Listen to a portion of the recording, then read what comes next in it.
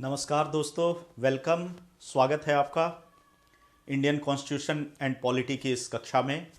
Indian constitution and polity के इस lecture में बहुत ही व्यापक तरीके से, बहुत ही प्रामाणिक तरीके से, बहुत ही सारगर्भित तरीके से, बहुत ही सटीक तरीके से, लेकिन बहुत ही सरल तरीके से मैं डॉक्टर मंजेश कुमार आपके साथ इंडियन कॉन्स्टिट्यूशन एंड पॉलिटी, जो आईएएस का जनरल स्टडीज पेपर 2 का पेपर, जनरल स्टडीज का पेपर 2 है और पीसीएस के एग्जाम्स में भी है, उसको बहुत विस्तार के साथ प्री कम मेंस के लिए डिस्कस करने वाला हूं। तो आज से अपनी इंडियन कॉन्स्टिट्यूशन एंड पॉलिटी की क्लास होने वाली है और प्रयास किया जाएगा कि इंडियन कॉन्स्टिट्यूशन एंड पॉलिटी आपके लिए सबसे आसान बनकर रह जाए। और चाहे प्री हो, चाहे मेंस हो, चाहे इंटरव्यू हो, आप समझ सकते हैं कि इंडियन कॉन्स्टिट्यूशन एंड पॉलिटी की उपयोगिता हर जगह होती है। तो हर स्तर पर यह पेपर आपको मदद करे और केवल मदद ना करे बल्कि हर स्टेज पर यह आपकी सफलता में एक सहायक बन पाए। तो आइए इस यात्रा की शुरुआत करते हैं। एक बार मैं देख लूं आपके कमेंट्स और सब चीज़ें। धीरे धीरे सब लोग ज्वाइन कर रहे हैं, तो बहुत सारे लोग ज्वाइन कर रहे हैं।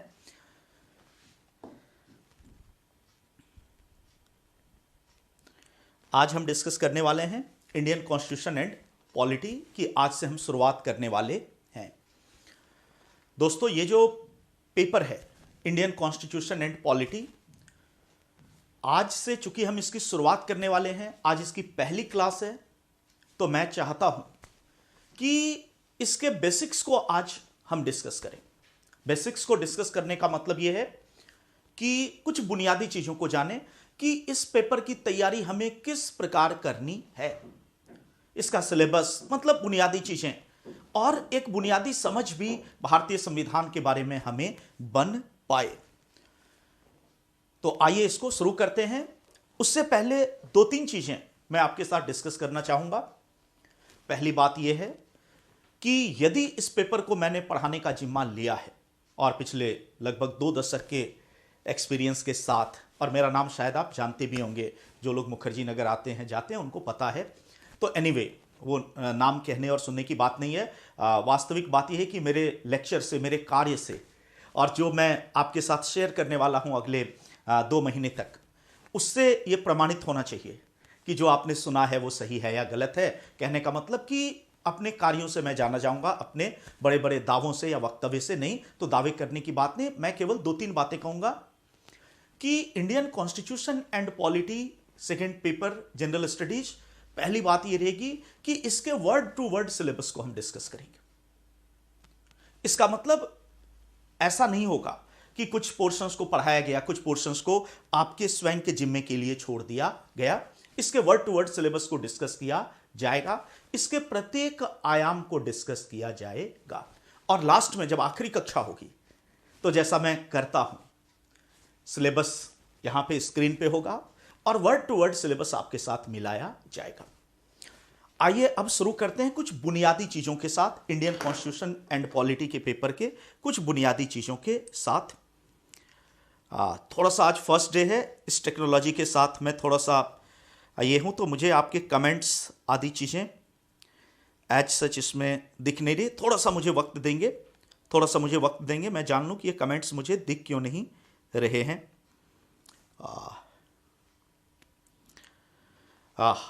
30 सेकेंड्स का मैं आपसे केवल पॉज ले रहा हूं। 30 सेकेंड्स का मैं जरा सा बात करता हूं कि ये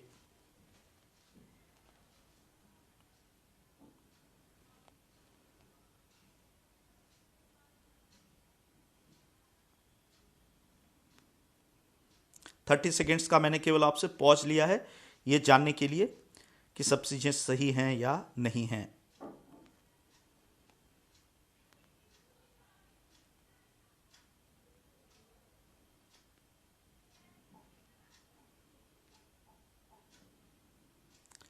थर्टी सेकेंड्स के लिए केवल मैंने आपसे ये लिया है। थोड़ा सा इस सिस्टम को मैं समझ रहा हूं कि कमेंट्स आदि जो आप कर रहे हैं वो मुझे दिख क्यों नहीं रहा है। एनीवे, चलिए लेक्चर को मैं समझता हूं शुरू करें, और मैं उम्मीद करता हूं कि मेरी आवाज आप तक जरूर पहुंच रही होगी।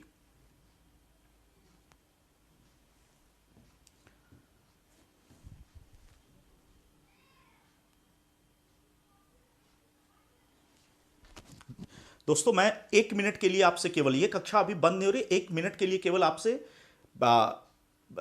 1 मिनट के लिए केवल अवकाश लेकर ये कंफर्म कर रहा हूं कि आप तक मेरी आवाज पहुंच पा रही है या नहीं। बस केवल इस चीज को मैं कंफर्म करना चाहता हूं।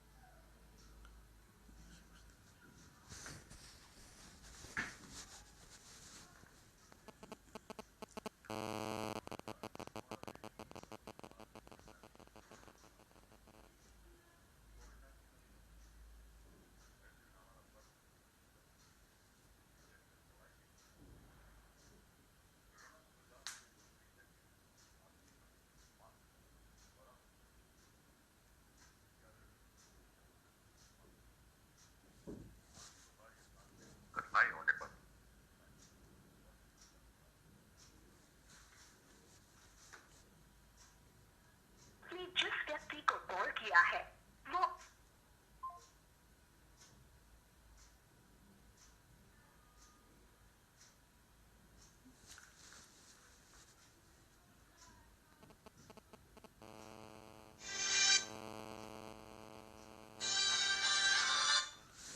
ये कप्तान जी कोई कमेंट नहीं दिखाई पड़ रहा है। हेलो,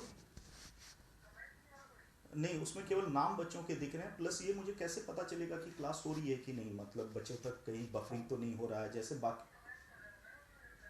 नहीं, उसमें कुछ भी नहीं आ रहा है, उसमें केवल बच्चों के नाम आ रहे हैं उस ऐप पे। हाँ हाँ,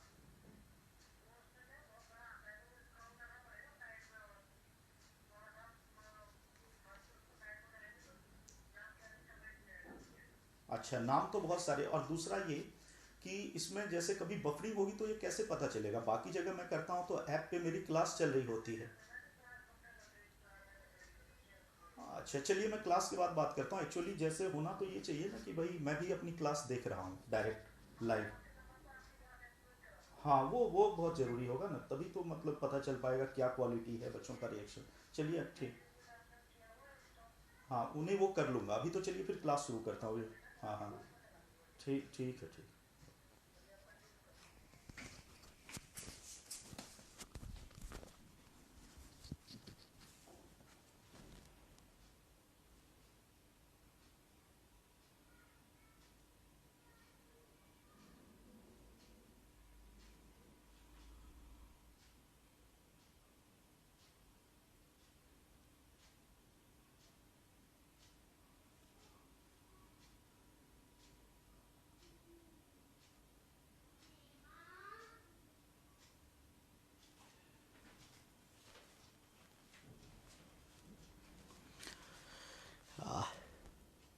चलिए दोस्तों, मैं आपके साथ आ चुका हूं और बहुत सारे लोगों के अब मुझे कमेंट दिख रहे हैं। एक्चुअली थोड़ा सा क्षमा चाहता हूं आपसे। आ, ये नया सिस्टम है तो इसको समझने में थोड़ी सी मुझे देर हो गई, बट अब मुझे समझ में आ गया कि साउंड क्लियर है, सब चीज़ें बिल्कुल आपकी ध्वनि सुनाई दे रही है। बहुत बढ़िया, सब चीज़ें। अब एक बार सब लोग बता दीजिए कि सब चीज़ सही है कि नहीं। नो प्रॉब्लम, खुश रहिए सब लोग। Good afternoon, class live. बहुत बढ़िया, क्लास लाइव हो चुकी है। तो सब लोग केवल ये बता दीजिए मैं बिल्कुल ठीक हूँ। बहुत सारे लोगों के कमेंट हैं, सबका कमेंट में शायद ना पढ़ पाऊँ, नाम ना पढ़ पाऊँ, बट सब बढ़िया चल रहा है। अब एक बार बता दीजिए कि सब बढ़िया है कि नहीं। बहुत सारे कमेंट्स हैं, एकदम सही चल रहा है। अब मैं विधिवत शुरू कर दूं। बिल्कुल विधिवत अब मैं शुरू कर दूं। मेरी आवाज़ बिल्कुल सही तरीके से जा रही है अब आप तक? आप बताइए एक बार सब लोग, मेरी आवाज़ बिल्कुल सही तरीके से अब जा रही है आप लोगों तक? 12:1 अच्छा, ऊपर कमेंट है। आ, एक बार सब लोग बता दीजिए कि आवाज़ बहुत बढ़िया से आ रही है। यस, सभी ठीक है। चलिए अब मैं कमेंट्स को इधर साइड में रखता हूं और अब मैं आपके साथ क्लास को शुरू करता हूं। अब मैंने देख लिया कि सब ठीक चल रहा है, बढ़िया चल रहा है, गुड। चलिए, देर आए दुरुस्त आए, कम से कम मैंने ये तसल्ली तो कर ली कि सब ठीक है। बहुत सारे लोगों के मैसेज हैं। तो चलिए अब मैसेज को थोड़ी देर के लिए छोड़ते हैं और विषय पर आते हैं। बिल्कुल लेट अस स्टार्ट। पहला दिन है, थोड़ी सी असुविधा हुई आपको 5-7 मिनट के लिए, अब नहीं होगी। तो आइए अब शुरू करते हैं कि जो पेपर हमें पढ़ना है वो दरअसल पेपर है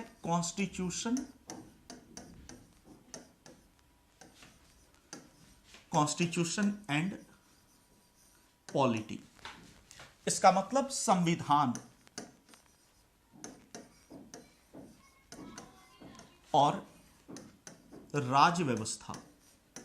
कॉन्स्टिट्यूशन एंड पॉलिटी, संविधान और राज्य व्यवस्था, यह पेपर हमें दरअसल आपके साथ पढ़ना है और इस पेपर को मुझे आपके साथ डिस्कस करना है। इस पेपर में दो चीजें, संविधान और राज्य व्यवस्था। और यदि आप आईएएस का सिलेबस देखिए, यदि आप पीसीएस का सिलेबस देखिए, किसी भी बड़े कॉम्पिटिटिव एग्जाम का सिलेबस देखिए, तो आपको दोनों मिलता है।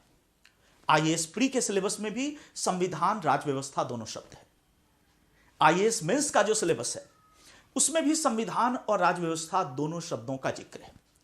लेकिन सामान्यतः जनरली हम दोनों को समानार्थी समझ लेते हैं, जनरली हम दोनों को एक समझ लेते हैं। और यदि हमने कॉन्स्टिट्यूशन एंड पॉलिटी का अंतर जान लिया तो आपको एक प्रकार से यह रास्ता मिल जाएगा कि इस पेपर की तैयारी हमें किस प्रकार से करनी है। एक प्रकार से आपको बिल्कुल रास्ता मिल जाएगा, तैयारी का तरीका इस अंतर में ही तैयारी का तरीका छिपा हुआ है। तो आइए बुनियादी शुरुआत यहीं से करते हैं कि कॉन्स्टिट्यूशन एंड पॉलिटी में अंतर क्या है। और ध्यान रखना है कि यह अंतर मैं एकेडमिक तरीके से नहीं बता रहा हूं, बौद्धिक तरीके से नहीं बता रहा हूं कि इस पर कोई प्रश्न नहीं आएगा। प्रश्न नहीं आएगा कि कॉन्स्टिट्यूशन एंड पॉलिटी में क्या डिफरेंस है, बट यह समझना सबसे बुनियादी चीज है। क्योंकि जब हम यह समझ जाएंगे कि कॉन्स्टिट्यूशन, संविधान और पॉलिटी, राज्य व्यवस्था में क्या अंतर है, तभी तो हमें यह ज्ञात होगा कि संविधान के तहत हमें क्या क्या पढ़ना है और राज्य व्यवस्था के तहत हमें क्या क्या पढ़ना है। और तब हम इसको पिछले वर्षों में पूछे गए प्रश्नों से जब मिलान करेंगे तो हमें यह चीज बिल्कुल क्लियर हो जाएगी कि हमें केवल संविधान नहीं पढ़ना है, केवल राज्य व्यवस्था नहीं पढ़ना है, संविधान और राज्य व्यवस्था पढ़ना है। हम में से बहुत सारे लोग ऐसे होते हैं जिनको संविधान का एक एक वर्ड याद हो सकता है ऐसे लोग हो, पूरा संविधान याद कर रखा है, लेकिन 50% से ज्यादा क्वेश्चन हल नहीं कर पाते। क्यों? क्योंकि वो केवल संविधान पढ़कर बैठे।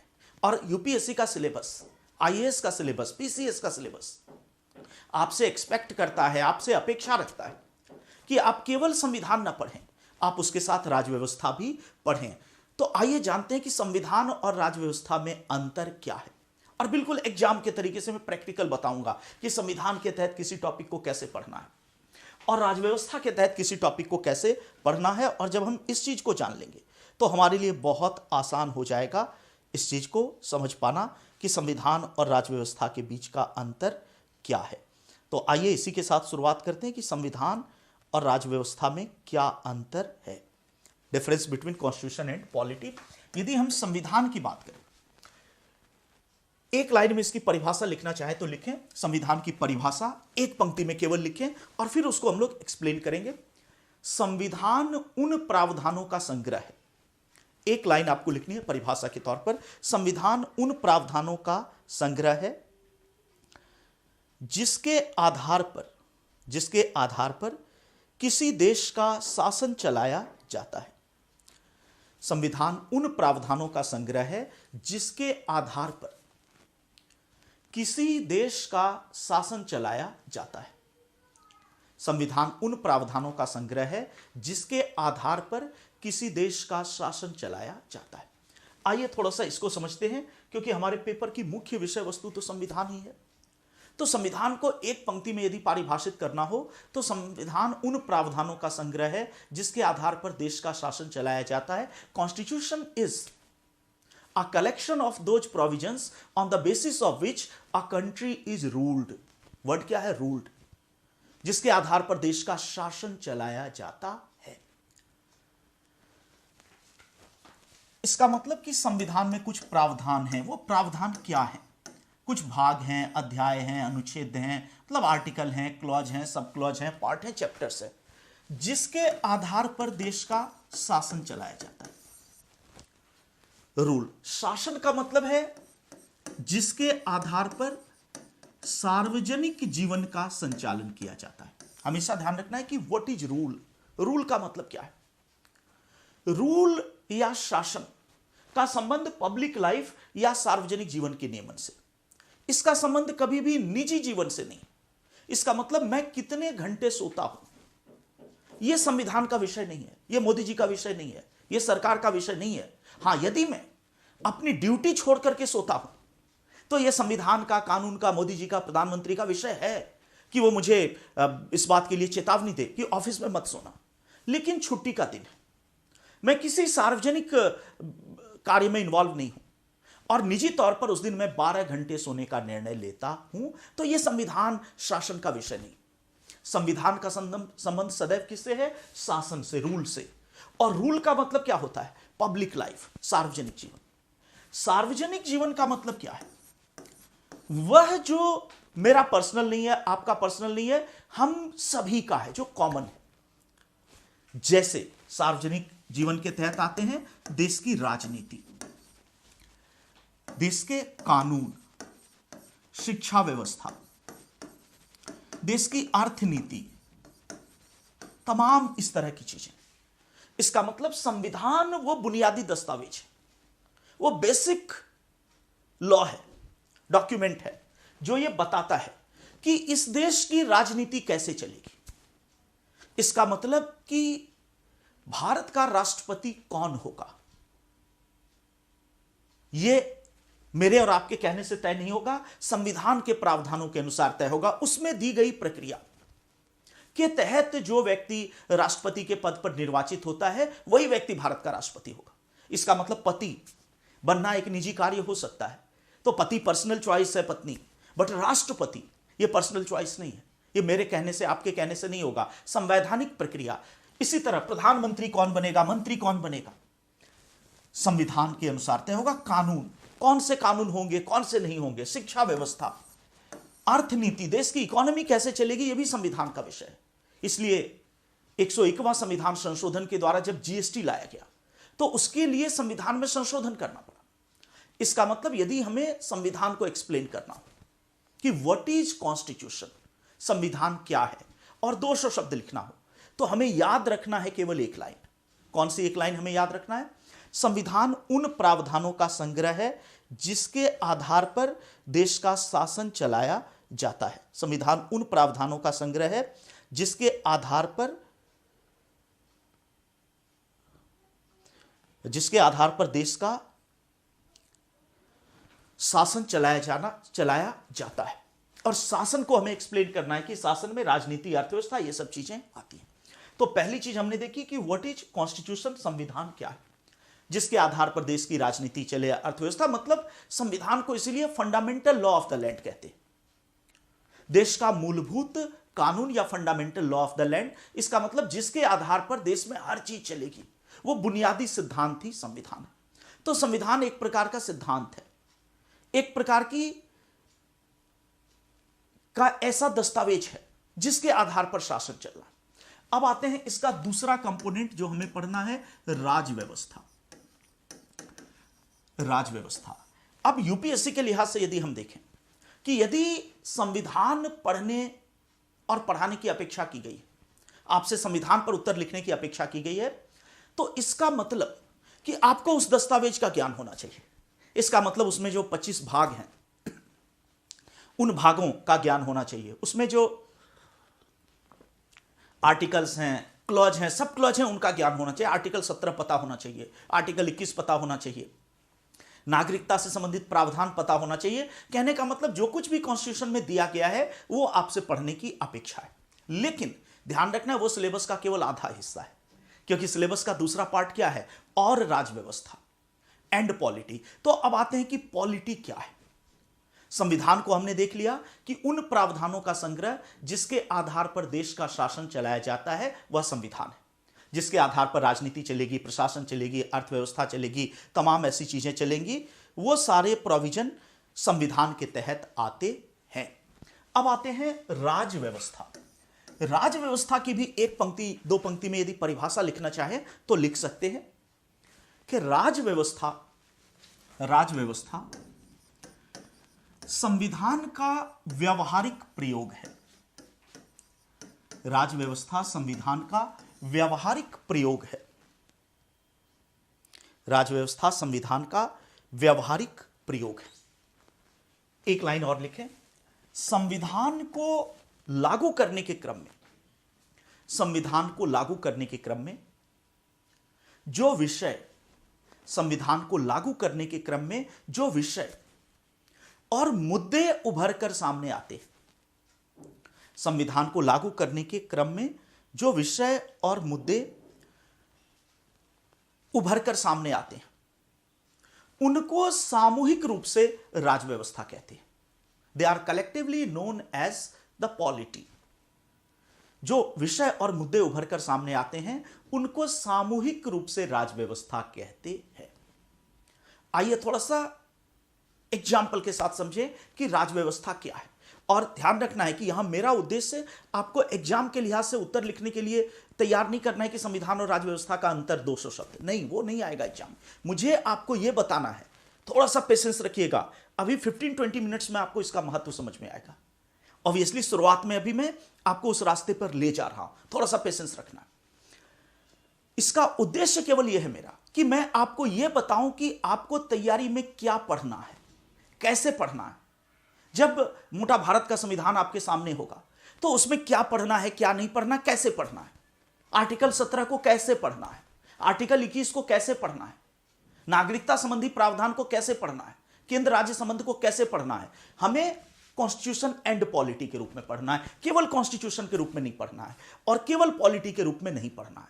और उस बुनियादी फर्क को जानने के लिए ही पहले आपको इन जनरल यह बताया जा रहा है, सामान्यतया यह बताया जा रहा है कि कॉन्स्टिट्यूशन और पॉलिटी में अंतर क्या है। उसके तहत अभी तक हमने यह समझा कि संविधान उन प्रावधानों का समुच्चय है, उन प्रावधानों का संग्रह है जिसके आधार पर किसी देश का शासन चलाया जाता है। उन प्रावधानों का संग्रह है संविधान जिसके आधार पर किसी देश का शासन चलाया जाता है। और संविधान एक सैद्धांतिक दस्तावेज है, दूसरी ओर राज्य व्यवस्था है, पॉलिटी। राज्य व्यवस्था के बारे में हमने लिखा कि राज्य व्यवस्था संविधान का व्यवहारिक प्रयोग है और संविधान को लागू करने के क्रम में जो विषय और मुद्दे उभर कर सामने आते हैं उनको राज्य व्यवस्था कहते हैं। अब इसी को हमें विथ एग्जाम्पल समझना है कि यह राज्य व्यवस्था क्या है, कौन सा विषय, क्या मुद्दा। थोड़ा सा एक एग्जाम्पल लीजिए तो चीज आपके लिए बिल्कुल स्पष्ट हो जाएगी। मैं एक उदाहरण लेता हूं, आर्टिकल 17। अब ध्यान रखिए कि ये जो आर्टिकल 17 है ये भारत का संविधान है। जानबूझकर मैंने ये उदाहरण लिया। अनुसूचित जाति जनजाति अत्याचार निवारण अधिनियम अभी आपने देखा था, काफी चर्चा में रहा था। इसी तरह नागरिक अधिकार संरक्षण अधिनियम, अभी सब आ जाएगा, वो सब कानून, अस्पृश्यता निवारण अधिनियम, उन चीजों पर प्रश्न आदि आते हैं।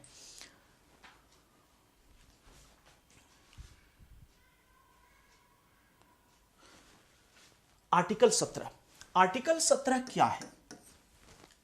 आर्टिकल 17 कहता है कि अस्पृश्यता एक दंडनीय अपराध होगी। अस्पृश्यता एक दंडनीय अपराध होगी। Untouchability shall be a punishable offence. इसका मतलब आर्टिकल 17 ये हिस्सा, इधर वाला हिस्सा क्या है? भारत का संविधान। एक समझते हैं कि राज्य व्यवस्था और संविधान में क्या है। तो इधर वाला हिस्सा है भारत का संविधान, आर्टिकल 17। अस्पृश्यता एक दंडनीय अपराध होगी। Untouchability shall be A punishable offence by law.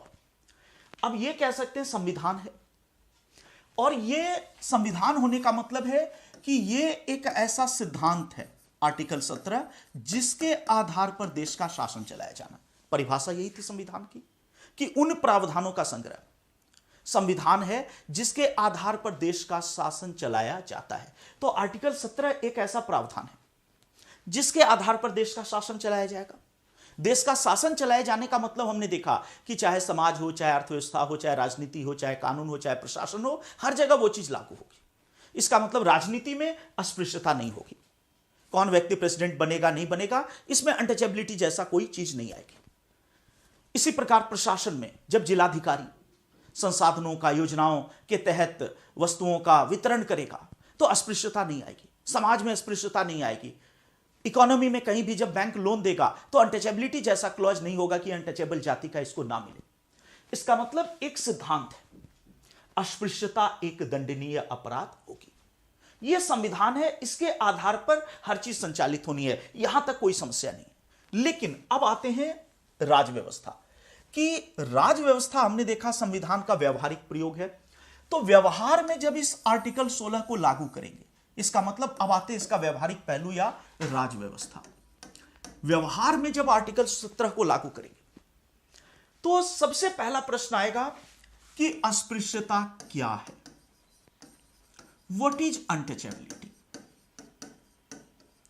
और दूसरा सवाल आएगा कि यहां कह रहा है अस्पृश्यता एक दंडनीय अपराध होगा, पनिशेबल ऑफेंस होगा। इसका मतलब जो व्यक्ति भी अस्पृश्यता करेगा उसको दंड दिया जाएगा।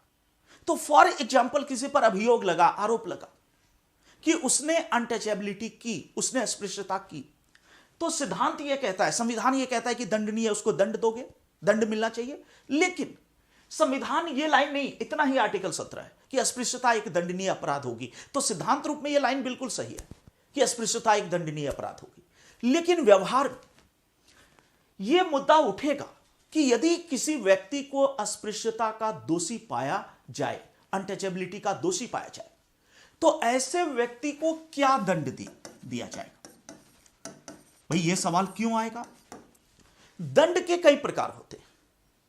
दंड का एक रूप है अर्थदंड, जुर्माना इसको बोलते हैं। इसका मतलब कि आपने ट्रैफिक लाइट, याद करें रेड लाइट थी, आप जंप करके चले गए, आपने रेड लाइट को ब्रेक कर दिया और आपको चालान कट गया, यह भी एक दंड है। यह कैसा दंड है, अर्थदंड। इसी प्रकार चोरी की, जेल में डाल दिया 6 महीने के लिए, यह भी एक दंड है, कारावास। दंड का तीसरा रूप हो सकता है आजीवन कारावास। दंड का चौथा रूप हो सकता है मृत्युदंड। तो अब यहां पर यह सवाल उठेगा कि यदि कोई व्यक्ति अस्पृश्यता करता है तो क्या उसको जुर्माना करके छोड़ दोगे, अर्थदंड, क्या उसको 1 साल के लिए, 6 महीने के लिए जेल में डाल के छोड़ दोगे, क्या उसको आजीवन कारावास के लिए जेल में डाल दोगे, या क्या उसको फांसी पे चढ़ा दोगे। दंड के अलग अलग प्रकार। इसका मतलब यहां पर देखते हैं व्यवहार में अब समस्या आ गई। सिद्धांत की जगह ठीक है आर्टिकल 17, लेकिन व्यवहार में समस्या आ गई कि अस्पृश्यता दंडनीय अपराध होगी। तो ठीक है, दंडनीय अपराध होगी, बहुत अच्छी बात है, नहीं होनी चाहिए अस्पृश्यता इस देश में, होगी तो दंड दिया जाएगा, बट क्या दंड दिया जाएगा यह संविधान नहीं कहता है। और यहीं पर देखते हैं राज व्यवस्था की शुरुआत होती है। इसका मतलब इस प्रश्न का जवाब देने की अब जिम्मेदारी सबसे पहले संसद की होगी। इसका मतलब उम्मीद की जाएगी कि संसद एक कानून बनाएगी। याद करें, संसद का कानून।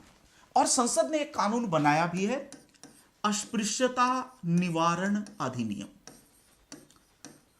अस्पृश्यता निवारण अधिनियम, अनटचेबिलिटी एबॉलिशन एक्ट 1955। अभी ये सब बहुत विस्तार से मैं आपको पढ़ाने वाला हूं, चिंता मत करिए।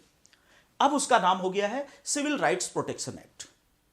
1976 में इसका नाम बदलकर कर दिया नागरिक अधिकार संरक्षण अधिनियम। यह जो अधिनियम है यह विस्तार पूर्वक बताता है कि फला फला कार्य अस्पृश्यता की श्रेणी में आती। अभी आप देखेंगे कि आईएएस में एक प्रश्न भी आया था कि निम्नलिखित में से किस जाति के प्रति किए गए अपराध को अस्पृश्यता की श्रेणी में रखा जाएगा।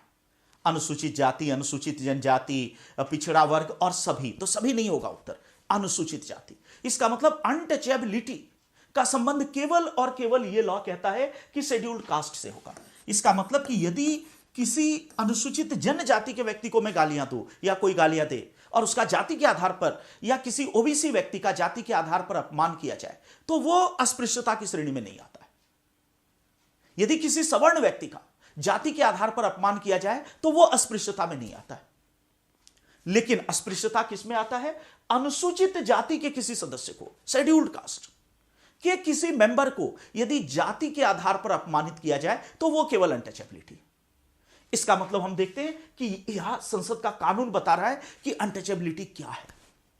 फर्दर यह कानून बताता है कि अस्पृश्यता करने पर पहली बार अनटचेबिलिटी करोगे तो क्या दंड मिलेगा, दूसरी बार अनटचेबिलिटी करोगे तो क्या दंड मिलेगा, तीसरी बार वही अपराध करोगे तो क्या दंड मिलेगा। अलग अलग बार में दंड की मात्रा बढ़ती जाएगी। अब ध्यान रखना है कि यह जो आर्टिकल 17 है यह संविधान है। फर्क समझिए संविधान और राज व्यवस्था का। यह कॉन्स्टिट्यूशन है और यह जो संसद का कानून है अस्पृश्यता निवारण अधिनियम या नागरिक अधिकार संरक्षण अधिनियम, यह राज व्यवस्था है। राज व्यवस्था है ये जो कानून है, यह राज व्यवस्था है। इसका मतलब क्या डिफरेंस हुआ? डिफरेंस यह हुआ या पढ़ने का तरीका क्या हुआ? पढ़ने का तरीका यह हुआ कि जब मैं आर्टिकल 17 पढ़ूंगा तो यदि मैंने केवल आर्टिकल 17 इधर से पढ़ के छोड़ दिया कि अस्पृश्यता एक दंडनीय अपराध होगी और इसको पढ़ के छोड़ दिया, तो मैंने केवल और केवल संविधान पढ़ा। लेकिन मेरा सिलेबस मुझसे क्या अपेक्षा करता है? मेरा सिलेबस मुझसे यह अपेक्षा करता है कि मैं इसको तो पढ़ूं ही, संविधान भी पढ़ूं, लेकिन उसके साथ साथ इसको भी पढ़ूं, अस्पृश्यता निवारण अधिनियम या नागरिक अधिकार संरक्षण अधिनियम, उसको भी पढ़ूं। और वह हिस्सा राज व्यवस्था का है। प्रश्न केवल यहां से नहीं आएगा, प्रश्न इधर से भी आएगा, हमेशा ध्यान रखना। यही पर आता है करंट। जब आगे सबको मैं जोड़ूंगा कि कैसे तैयारी होगी, कैसे पढ़ेंगे, तो केवल यह हिस्सा पढ़ेंगे तो आपका 50% सिलेबस कवर हुआ। आपने यूपीएससी के तहत केवल संविधान पढ़ा, आपको यह वाला हिस्सा भी पढ़ना है। एक और एग्जांपल लीजिए कि अस्पृश्यता निवारण अधिनियम बनाया गया। उद्देश्य यह था कि अस्पृश्यता, अनुसूचित जाति के प्रति होने वाले अपराधों आदि को रोकना। लेकिन पाया गया व्यवहार में कि आमतौर पर जो ऐसी घटनाएं होती थी वो गांव में होती थी, सुदूर इलाकों में होती थी। वहां पुलिस प्रशासन की एक तो पहुंच नहीं थी, और दूसरी बात कि आमतौर पर इस तरह के जो कार्य किए जाते थे, जातिगत भेदभाव अनुसूचित जाति जनजाति के प्रति, वे दबंगों के द्वारा किए जाते थे, जिनकी इलाके में काफी पैठ होती थी और पुलिस तक भी उनकी पहचान, जान पहचान सब होती थी, लिंक होता था। तो परिणाम यह होता था कि अनुसूचित जाति अस्पृश्यता की भी गई और वो व्यक्ति पुलिस में रिपोर्ट करने के लिए गया तो पहले से ही वो एसपी साहब से मिलकर और मैनेज करके दबंग साहब ने सारा मामला खत्म करवा दिया। ऐसा पाया गया।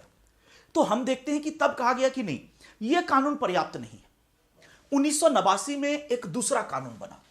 वो कानून आपको अभी तुरंत ध्यान में आएगा, अनुसूचित जाति एवं अनुसूचित जनजाति अत्याचार निवारण अधिनियम। अनुसूचित जाति और अनुसूचित जनजाति अत्याचार निवारण अधिनियम, prevention of atrocities on scheduled caste and scheduled tribes act 1989।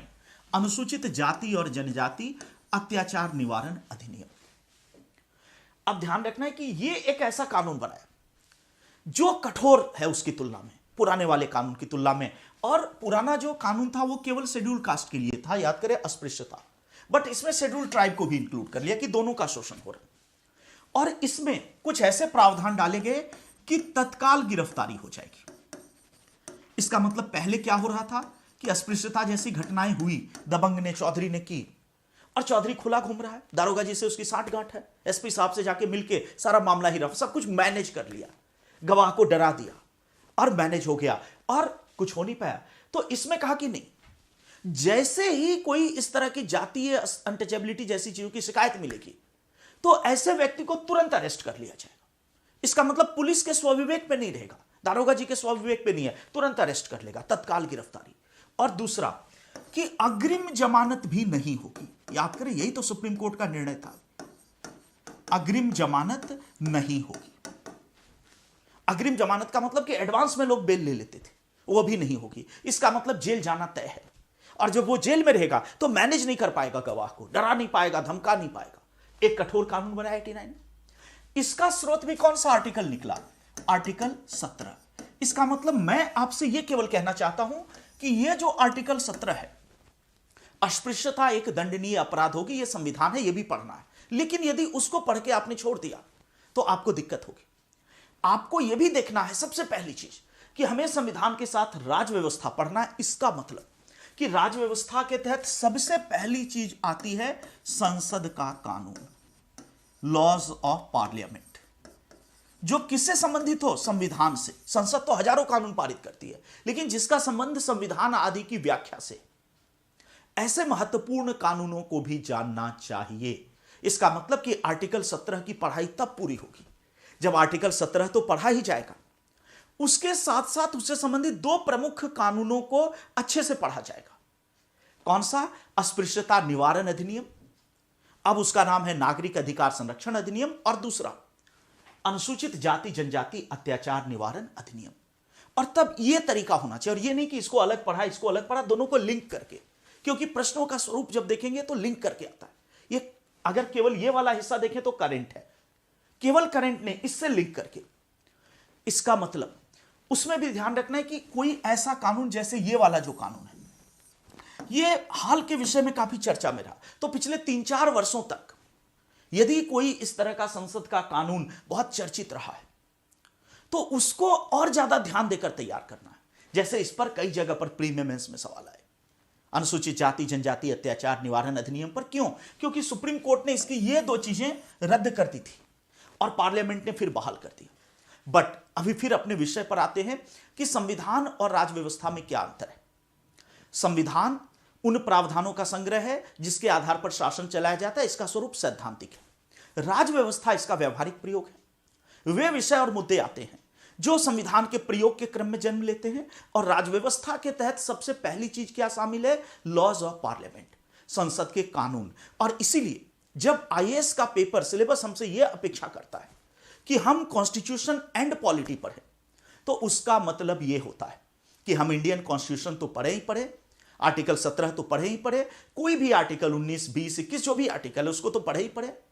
उसके साथ साथ हम उससे संबंधित संसद का यदि कोई कानून है तो उसको जरूर पढ़े। जैसे हम भाग 2 तो पढ़े ही पढ़े, नागरिकता से संबंधित अनुच्छेद 5, 6, 7, 8, 9, 10, 11 जो है वो तो पढ़े ही, लेकिन उसके साथ साथ नागरिकता संशोधन, भारतीय नागरिकता अधिनियम 1955 भी पढ़े, और उसमें भी नागरिकता संशोधन अधिनियम 2019, उसको भी डिटेल में पढ़े, उसका मूल्यांकन आदि भी करें।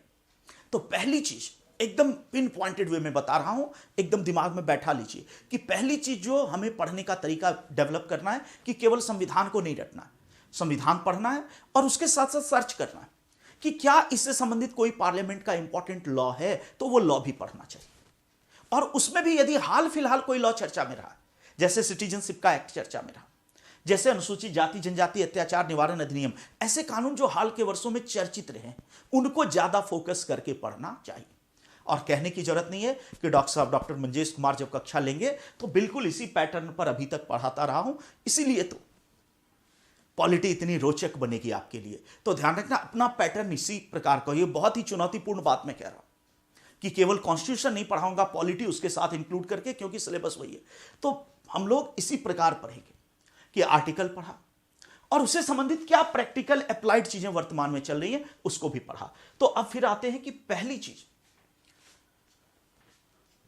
चीज संसद का कानून है राजव्यवस्था में। अब आते हैं कि राजव्यवस्था में और क्या शामिल है, राजव्यवस्था में और क्या शामिल है, दूसरी चीज क्या शामिल है। पहला है संसद का कानून।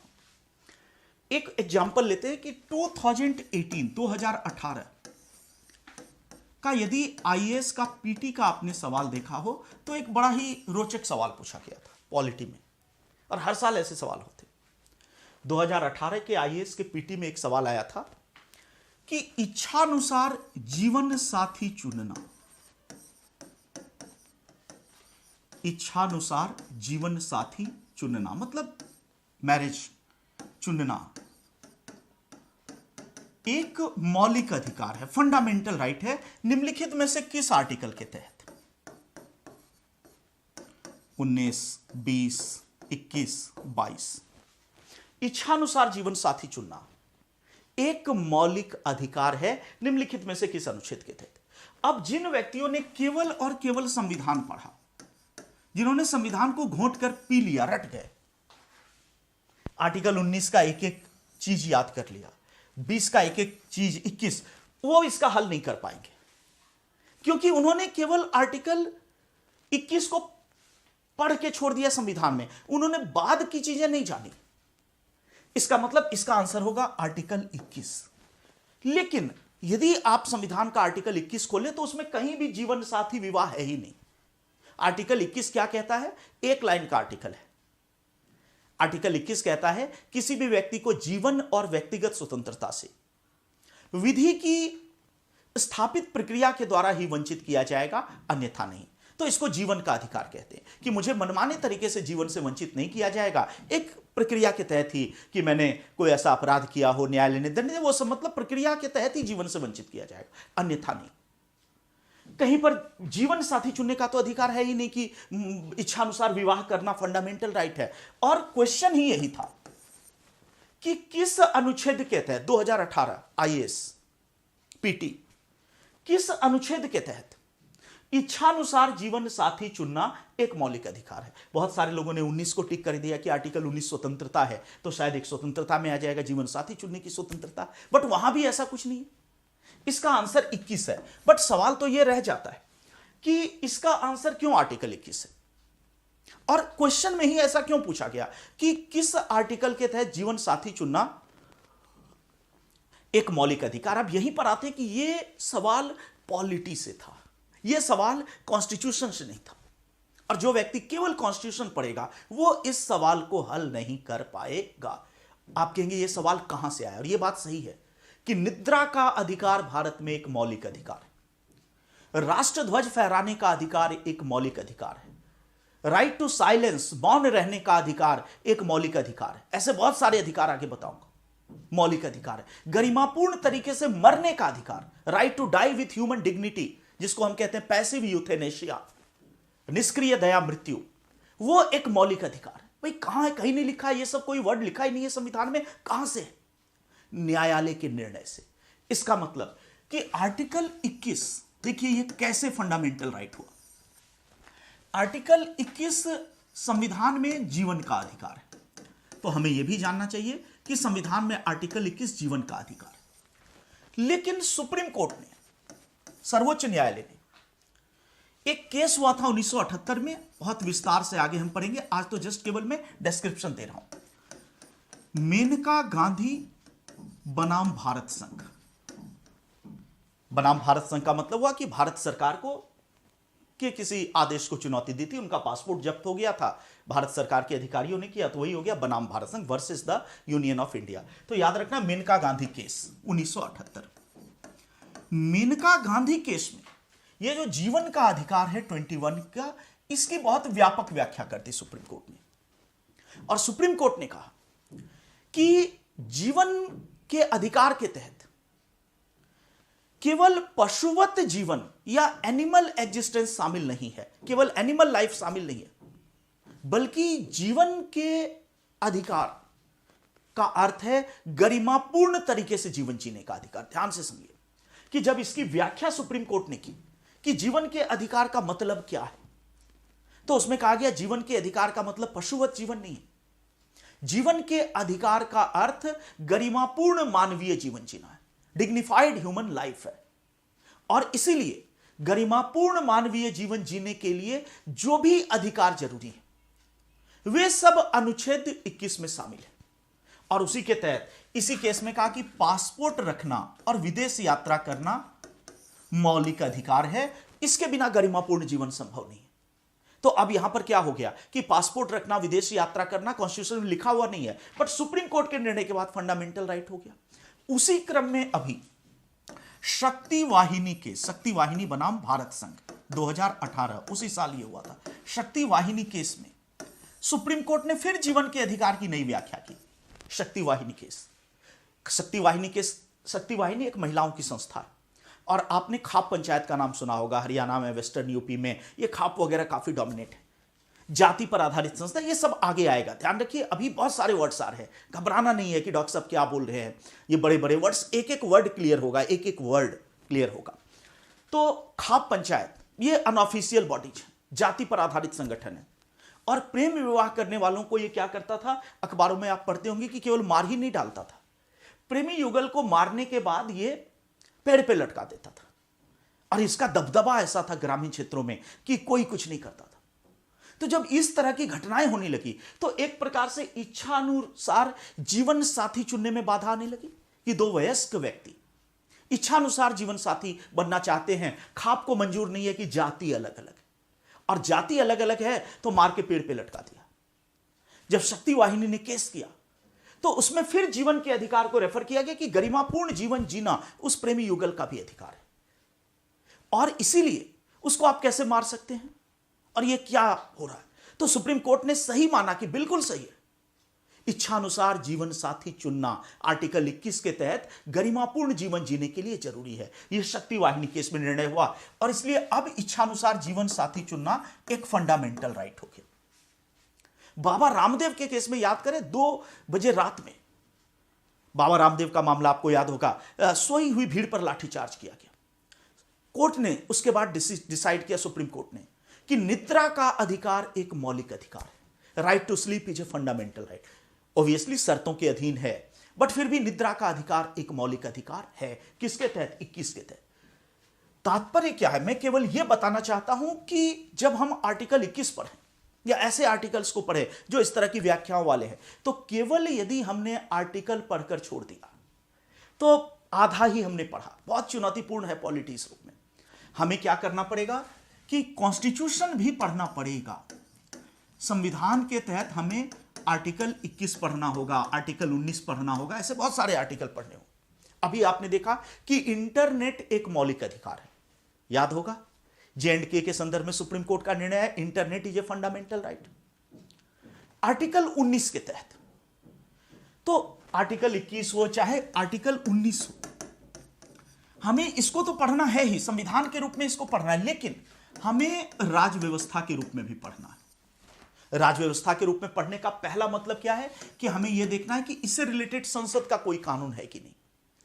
यदि है तो उसको पढ़ना है। यदि पार्लियामेंट का लॉ नहीं है तो दूसरी चीज जो राज व्यवस्था में शामिल होती है वह है न्यायालय के निर्णय।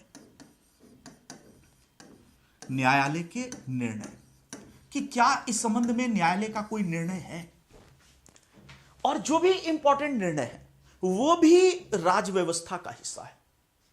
और ध्यान रखना है, आपका पेपर कॉन्स्टिट्यूशन एंड पॉलिटी, थोड़ा सा अभी तक जो आपने पढ़ा है कॉन्स्टिट्यूशन, पॉलिटी के नाम पे आपको जो कॉन्स्टिट्यूशन पढ़ाया गया, आप अपने मन में मिलान करके डिफरेंस को तौलिए। केवल ये वाला हिस्सा तो बहुत आसान है पढ़ना और पढ़ाना, ये तो ट्रेडिशनल है। ये चीजें चुनौतीपूर्ण है, और एक अच्छा शिक्षक और एक अच्छा छात्र वही है जो इसको बराबरी का महत्व देता है, जो शक्ति वाहिनी के इसको भी अच्छे से समझता है, जो गुलाम नबी आजाद बनाम भारत संघ जिसमें इंटरनेट मौलिक अधिकार हुआ उसको भी समझता है, जो इंडियन एक्सप्रेस न्यूज़पेपर केस जिसमें प्रेस की स्वतंत्रता मौलिक अधिकार, मतलब ऐसे मामलों को भी जानता है। तो कहने का मतलब पॉलिटी में पहली चीज शामिल है संसद के कानून, और पॉलिटी में दूसरी चीज शामिल है न्यायालय के निर्णय। इसका मतलब अब फिर मैं आता हूं बिल्कुल अप्लाइड वे पे, कि यदि मुझे इस पेपर की अच्छी तैयारी करनी है तो मैं आर्टिकल को पढ़ूंगा, उसको खूब बढ़िया से समझूंगा, और केवल वहीं पे मैं रुक नहीं जाऊंगा। रुक जाऊंगा तो मैं संविधान पे रुक गया। उसके बाद में यह देखूंगा कि उससे संबंधित पार्लियामेंट का कोई लॉ है कि नहीं, तब मैं पॉलिटी के हिस्से में घुसता, उसको भी पढ़ूंगा। उसके बाद मैं यह भी सर्च करूंगा कि क्या उस आर्टिकल से संबंधित सुप्रीम कोर्ट का कोई महत्वपूर्ण निर्णय है। यदि है तो मैं उसको भी पढ़ूंगा और उसको भी जानने का प्रयास करूंगा। और इस तरह से हम कह सकते हैं कि पॉलिटी का दूसरा हिस्सा क्या आता है, न्यायालय के निर्णय या सुप्रीम कोर्ट के निर्णय। न्यायालय के निर्णय। एक सेकेंड दोस्तों, मैं देख लूं एवरीथिंग ओके, ठीक है। 2:11 का ही कमेंट है, थोड़ा सा मैं इसको अभी चेंज करूंगा। आज मैं कमेंट देख नहीं पा रहा हूं, कुछ ऐसा सिस्टम आ गया है कि इसको मैं यूज टू नहीं हूं, जो यहां पे आ रहा है कुछ एक अलग ही तरीके का है। तो इसको मैं अभी बात करके दोस्तों थोड़ा सा मैं इसमें बदलाव करने वाला हूं, बट आज मैं कमेंट को देख नहीं पा रहा हूं, तो पता नहीं आप के बहुत सारे कमेंट्स आ रहे हैं, बट कुछ ऐसा सिस्टम यहां पे है मेरे मोबाइल में कि मैं उसको बहुत से देख नहीं पा रहा हूं। तो बस आज भर के लिए आपको थोड़ा सा, ये बहुत सारे हो सकता है कि आपके कमेंट्स आ रहे हो, बट मतलब कमेंट्स तो आ रहे हैं बट उसको मैं पूरा पढ़ नहीं पा रहा हूं। तो कोई बात नहीं, आज मैं बिना देखे कर रहा हूं, इसको ध्यान से देखिए। कल से ये चीज मैं दुरुस्त कर लूंगा कि कैसे सारे कमेंट्स को मैं ठीक से पढ़ पाऊं आपके। तो अब आते राज व्यवस्था। राज व्यवस्था में पहला है संसद का कानून और दूसरा न्यायालय का निर्णय। तो पढ़ाई के तरीके में इस तरह से, और ध्यान रखना है आगे जो कक्षाएं चलने वाली हैं, एक तरह से मैं अपने लिए ही खतरा मोल ले रहा हूं, चुनौती मोल ले रहा हूं, वो इसी पैटर्न पे मैं पढ़ाऊंगा। और ये आपको अगले 3-4 दिनों में ही फील हो जाएगा कि डॉक्टर ये बड़ी बड़ी बातें ही कर रहा है, फेंक रहा है, या वास्तव में कुछ होगा। आप 4-5 दिन क्लास करके देखो, डिफरेंस पता चलेगा। तो इसी पैटर्न पे पढ़ेंगे कि कॉन्स्टिट्यूशन एंड पॉलिटी। तो अब आते हैं कि पॉलिटी में पहला क्या आया, संसद के कानून। दूसरा पॉलिटी में क्या आया, न्यायालय के निर्णय जो संविधान से रिलेटेड हैं। जितने इंपॉर्टेंट रूलिंग्स हैं वो कहीं ना कहीं हमारे उत्तर में होने चाहिए। अच्छा, ये तरीका नहीं कि ये अलग पढ़ लिया, ये अलग। जिस समय 21 पढ़ेंगे उस समय शुरू से लेके AK गोपालन केस से लेके, मेनका गांधी केस से लेके और शक्ति वाहिनी केस से लेके सबको पढ़ना पड़ेगा। तब जाकर समग्रता में इंटर रिलेशन, जिसको कहते हैं कोहेरेंट आंसर, वो तैयार होगा। तो चलिए फिर आते हैं कॉन्स्टिट्यूशन एंड पॉलिटी के दूसरे हिस्से पर। कॉन्स्टिट्यूशन एंड पॉलिटी के दूसरे हिस्से पर पहला है संसद का कानून और दूसरा न्यायालय के निर्णय। अब आता है कि पॉलिटी में और क्या शामिल है। अब धीरे धीरे एक पिक्चर बन रहा है कि कॉन्स्टिट्यूशन उन प्रावधानों का समूह है, संविधान प्रावधानों का समूह है जिसके आधार पर शासन चलता है। राज व्यवस्था उसका व्यवहारिक रूप है।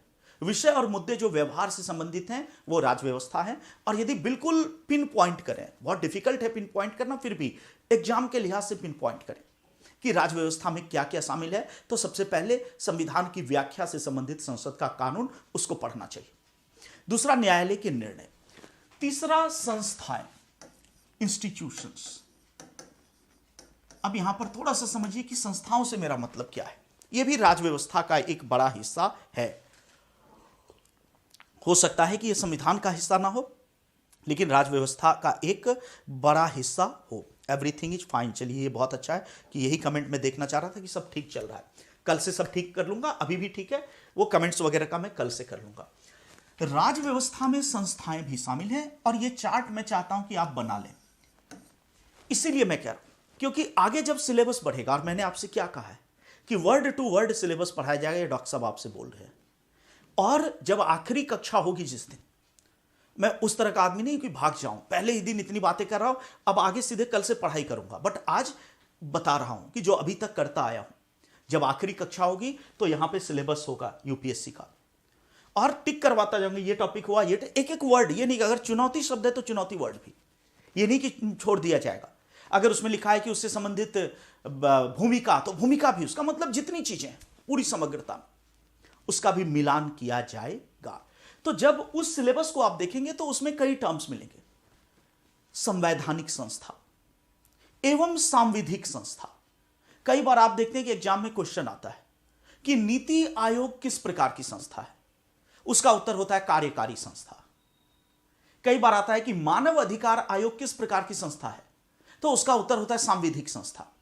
तो ये छोटे छोटे बेसिक टर्म्स हैं जो अपने सिलेबस में भी मेंशन है। तो आइए जानते हैं कि संस्थाएं कितने प्रकार की होती हैं। एक चार्ट के द्वारा इसको हम लोग समझेंगे। संस्थाओं का यदि वर्गीकरण करें तो सबसे पहले इसको हम 3 वर्गों में बांटेंगे। संवैधानिक संस्थाएं, इंग्लिश में कहते हैं कॉन्स्टिट्यूशनल बॉडीज। संवैधानिक संस्थाएं या कॉन्स्टिट्यूशनल बॉडीज, इसको लिख लीजिए, बहुत इंपॉर्टेंट है, ये आपको समझ में आएगा कि सांविधिक संस्था क्या है। पीटी का यदि आप सवाल देखें तो 10वीं बार यह सवाल पूछा है कि योजना आयोग कैसी संस्था है। आंसर हमेशा होता था संविधानेतर, एक्स्ट्रा कॉन्स्टिट्यूशनल। ये क्या होता है संविधानेतर? संवैधानिक। दूसरा संस्था हो सकती है असंवैधानिक। असंवैधानिक, फर्स्ट को कहते हैं कॉन्स्टिट्यूशनल, कॉन्स्टिट्यूशनल बॉडी, और सेकेंड को कहते हैं अनकॉन्स्टिट्यूशनल। तो संस्था का पहला रूप होगा कि यह संवैधानिक संस्था हो सकती है। संस्था का दूसरा रूप हो सकता है कि यह असंवैधानिक संस्था हो सकती है, और संस्था का तीसरा रूप हो सकता है कि यह गैर संवैधानिक, गैर संवैधानिक, या इसी को कहते हैं संविधानेतर। गैर संवैधानिक या संविधानेतर हो सकती है। पहले को कहते हैं कॉन्स्टिट्यूशनल, दूसरे को कहते हैं अनकॉन्स्टिट्यूशनल, और तीसरे को कहते हैं एक्स्ट्रा कॉन्स्टिट्यूशनल। ध्यान रखना है, एक्स्ट्रा कॉन्स्टिट्यूशनल। इंग्लिश वर्ड याद रखना तो ज्यादा अच्छा होगा। संवैधानिक, असंवैधानिक, और तीसरा गैर संवैधानिक। या संविधानेतर। गैर संवैधानिक या संविधानेतर, गैर संवैधानिक या संविधानेतर। Constitutional, unconstitutional, extra constitutional. अब ये जो गैर संवैधानिक या संविधानेतर है, ये पुनः दो प्रकार का होता है। इस एक को कहते हैं सांविधिक या स्टैट्यूटरी, उसी को कानूनी भी कहते हैं।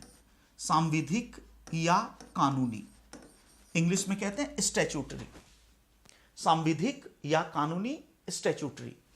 और दूसरे को कहते हैं कार्यकारी, उसको इंग्लिश में कहते हैं एग्जीक्यूटिव। सांविधिक या कानूनी, स्टैट्यूटरी और कार्यकारी, एग्जीक्यूटिव। अब इतने वर्ड्स आपको कई बार पीटी में मिल जाते हैं। ये सब राज्य व्यवस्था का हिस्सा है, संविधान में एक छोटा हिस्सा है।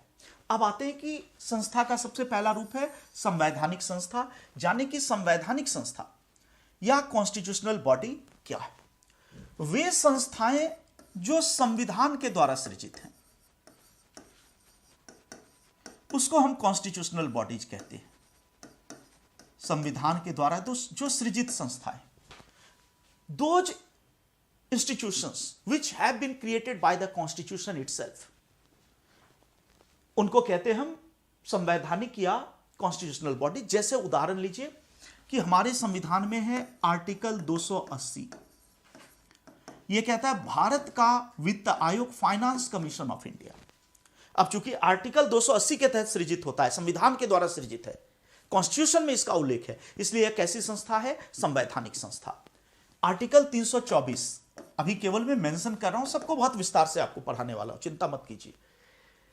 324 भारत का निर्वाचन आयोग, इलेक्शन कमीशन ऑफ इंडिया। संविधान में वर्णन है, संविधान सृजित है, संवैधानिक संस्था है। अनुसूचित जाति आयोग, आर्टिकल 338। अनुसूचित जनजाति आयोग, आर्टिकल 338A। राष्ट्रीय पिछड़ा वर्ग आयोग, अनुच्छेद 338B। ये सब क्या है? संवैधानिक संस्था है। तो संस्था का पहला वर्गीकरण क्या है? संवैधानिक। परिभाषा क्या है? कि जिनका संविधान में उल्लेख है, जो संविधान के द्वारा बनाई गई हैं, संविधान में जिससे संबंधित प्रावधान हैं, वो संवैधानिक संस्था है। उदाहरण क्या है?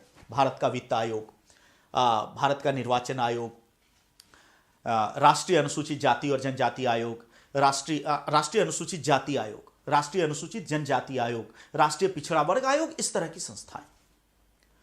संस्था का दूसरा रूप है असंवैधानिक, अनकॉन्स्टिट्यूशनल। देखिए कि अनकॉन्स्टिट्यूशनल या असंवैधानिक संस्था क्या है? अनकॉन्स्टिट्यूशनल संस्था का मतलब है कि संविधान विरोधी, जो संविधान के आदर्शों के, निर्देशों के विरोध में खड़ा है। ध्यान रखना है कि कानूनी तौर पर ऐसी संस्थाओं के अस्तित्व पर प्रतिबंध है। कानूनी तौर पर इस देश में नहीं हो सकता, लेकिन व्यवहार में होता है। अभी किसानों का आंदोलन चल रहा है, चिल्ला बॉर्डर और कौन सा बॉर्डर आपको पता है, उधर टिकरी बॉर्डर, सिंधु बॉर्डर। कई अखबारों में और टेलीविजन चैनल पे रिपोर्टिंग आई, मैं कह रहा हूं कि रिपोर्टिंग आई, मुझे पता नहीं कि वो सही थी या गलत, क्योंकि अखबार भी आजकल भ्रामक सूचनाएं दे रहा है। लेकिन रिपोर्टिंग अखबारों में ये आई कि खालिस्तान जिंदाबाद का नारा लगा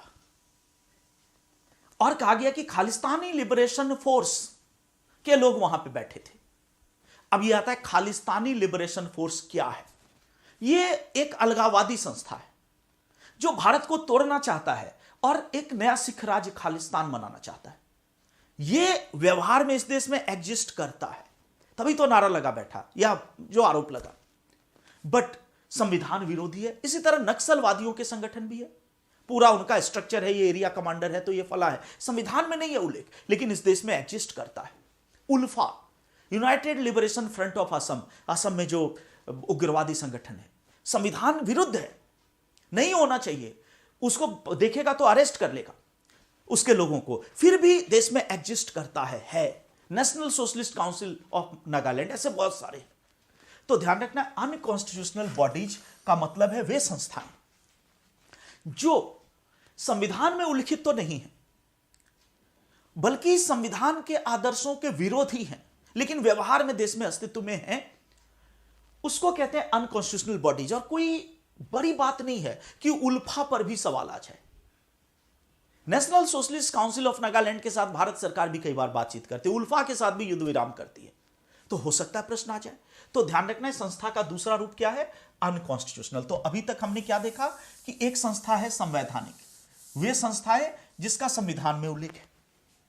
वित्त आयोग, चुनाव आयोग, वो है संवैधानिक। दूसरा है अनकॉन्स्टिट्यूशनल, असंवैधानिक, वे संस्थाएं जिनका संविधान में कहीं उल्लेख नहीं है और जो संविधान विरोधी है, उल्फा।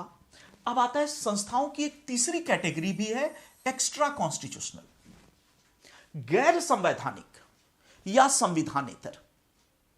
गैर संवैधानिक या संविधानेतर क्या है? दोनों से अलग है। हाँ, अच्छा 10 सेकेंड दोस्तों, गैर संवैधानिक 10 सेकेंड का मुझे समय दीजिए केवल।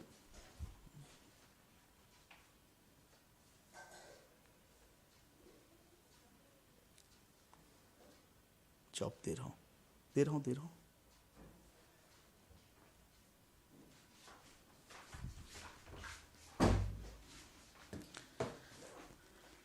गैर संवैधानिक या संविधानेतर से तात्पर्य ऐसी संस्थाओं से जिसका संविधान में उल्लेख नहीं है। संविधान में चूंकि उल्लेख नहीं है, इसलिए यह संवैधानिक संस्था नहीं है, लेकिन वे संविधान विरोधी भी नहीं है, बल्कि संविधान के आदर्शों को प्राप्त करने में सहायक है। चूंकि संविधान विरोधी नहीं है, इसलिए असंवैधानिक भी नहीं है। ध्यान से सुनिए कि वे संस्थाएं जिनका संविधान में उल्लेख नहीं है, तो कॉन्स्टिट्यूशनल बॉडी भी नहीं है, लेकिन जो संविधान विरोधी भी नहीं है, संविधान समर्थक है, तो अनकॉन्स्टिट्यूशनल भी नहीं है। ऐसी संस्थाओं को गैर संवैधानिक या एक्स्ट्रा कॉन्स्टिट्यूशनल कहते हैं। जैसे कोई आपसे कहे कि नीति आयोग संविधान के किस आर्टिकल में है, ऐसा कोई आर्टिकल नहीं। नीति आयोग संविधान के किसी आर्टिकल में नहीं है, तो नीति आयोग संवैधानिक संस्था नहीं है। नीति आयोग देश के विकास में बाधक नहीं है, सहायक है, इसलिए नीति आयोग अनकॉन्स्टिट्यूशनल भी नहीं है उल्फा की तरह। फिर नीति आयोग कैसी संस्था? नीति आयोग गैर संवैधानिक संस्था है। 1 सेकेंड दोस्तों, बस 1 सेकेंड।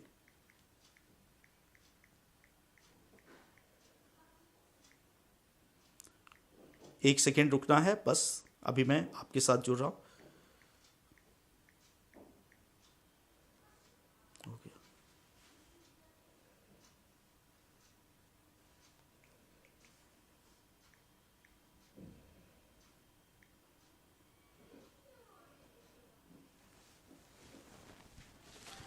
नीति आयोग कैसी संस्था है कि यह गैर संवैधानिक संस्था है, संवैधानिक भी नहीं है, असंवैधानिक भी नहीं।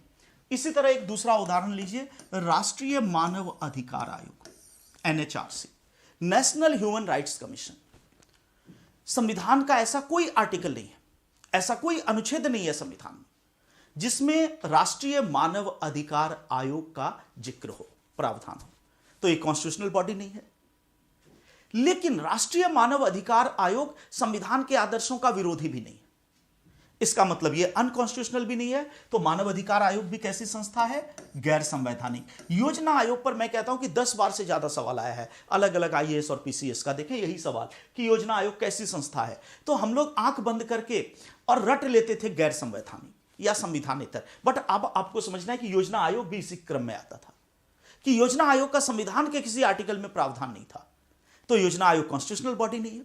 लेकिन योजना आयोग देश विरोधी भी नहीं था, प्राइम मिनिस्टर इसका अध्यक्ष होता था, तो यह कैसे देश विरोधी है? देश विरोधी भी नहीं है, तो इसलिए अनकॉन्स्टिट्यूशनल भी नहीं है। तो योजना आयोग भी कैसा है? गैर संवैधानिक। तो वे संस्थाएं जिसका संविधान में उल्लेख नहीं है और वे संविधान विरोधी भी नहीं है, बल्कि देश के विकास में सहायक है, उसको हम एक्स्ट्रा कॉन्स्टिट्यूशनल या गैर संवैधानिक संस्थाएं कहते हैं। अब ये जो गैर संवैधानिक संस्थाएं हैं, ये 2 प्रकार का होता है और ये निर्माण के तरीके से पता चलता है कि यदि कोई संस्था ऐसी है जिसका निर्माण संसद के कानून से होता है, संसद के कानून से यदि किसी संस्था का निर्माण होता है। अब ध्यान रखना है, संविधान तो वो है जो संविधान निर्माता ने बनाया, लेकिन संसद समय समय पर नए नए कानून बनाती है। तो सवाल उठता है कि यदि नीति आयोग, मानव अधिकार आयोग, इनका संविधान में प्रावधान नहीं है तो यह कहां से आ गया, यह कैसे आया? तो देखें, इसके आने का एक तरीका यह हो सकता है कि संसद एक कानून बनाए और उस कानून के द्वारा किसी संस्था को क्रिएट किया जाए। तो जब कोई संस्था संसद के कानून से निर्मित होती है तो उसी को हम कहते हैं सांविधिक संस्था। सांविधिक को एकदम क्लियर रखना है, उसी को विधिक या सांविधिक कहते हैं। वे संस्थाएं जो संसद के कानून से निर्मित होती है वे सांविधिक संस्थाएं। जैसे एग्जांपल लीजिए कि एनएचआरसी, राष्ट्रीय मानव अधिकार आयोग। एनएचआरसी संविधान में नहीं है, लेकिन इसका निर्माण राष्ट्रीय मानव अधिकार आयोग अधिनियम के द्वारा हुआ है। राष्ट्रीय मानव अधिकार आयोग अधिनियम क्या है? यह संसद का एक कानून है। तो यह कैसी संस्था है? सांविधिक संस्था है। इसी तरह यदि हम कहें नेशनल कमीशन फॉर माइनॉरिटीज, राष्ट्रीय अल्पसंख्यक आयोग, कॉन्स्टिट्यूशन में इसका कोई आर्टिकल नहीं है जहां अल्पसंख्यक आयोग का वर्णन है, तो कॉन्स्टिट्यूशनल बॉडी नहीं है। फिर यह कैसी संस्था है? सांविधिक। संसद ने राष्ट्रीय मानव अधिकार आयोग अधिनियम पारित किया और उसके तहत राष्ट्रीय मानव अधिकार आयोग का निर्माण किया गया।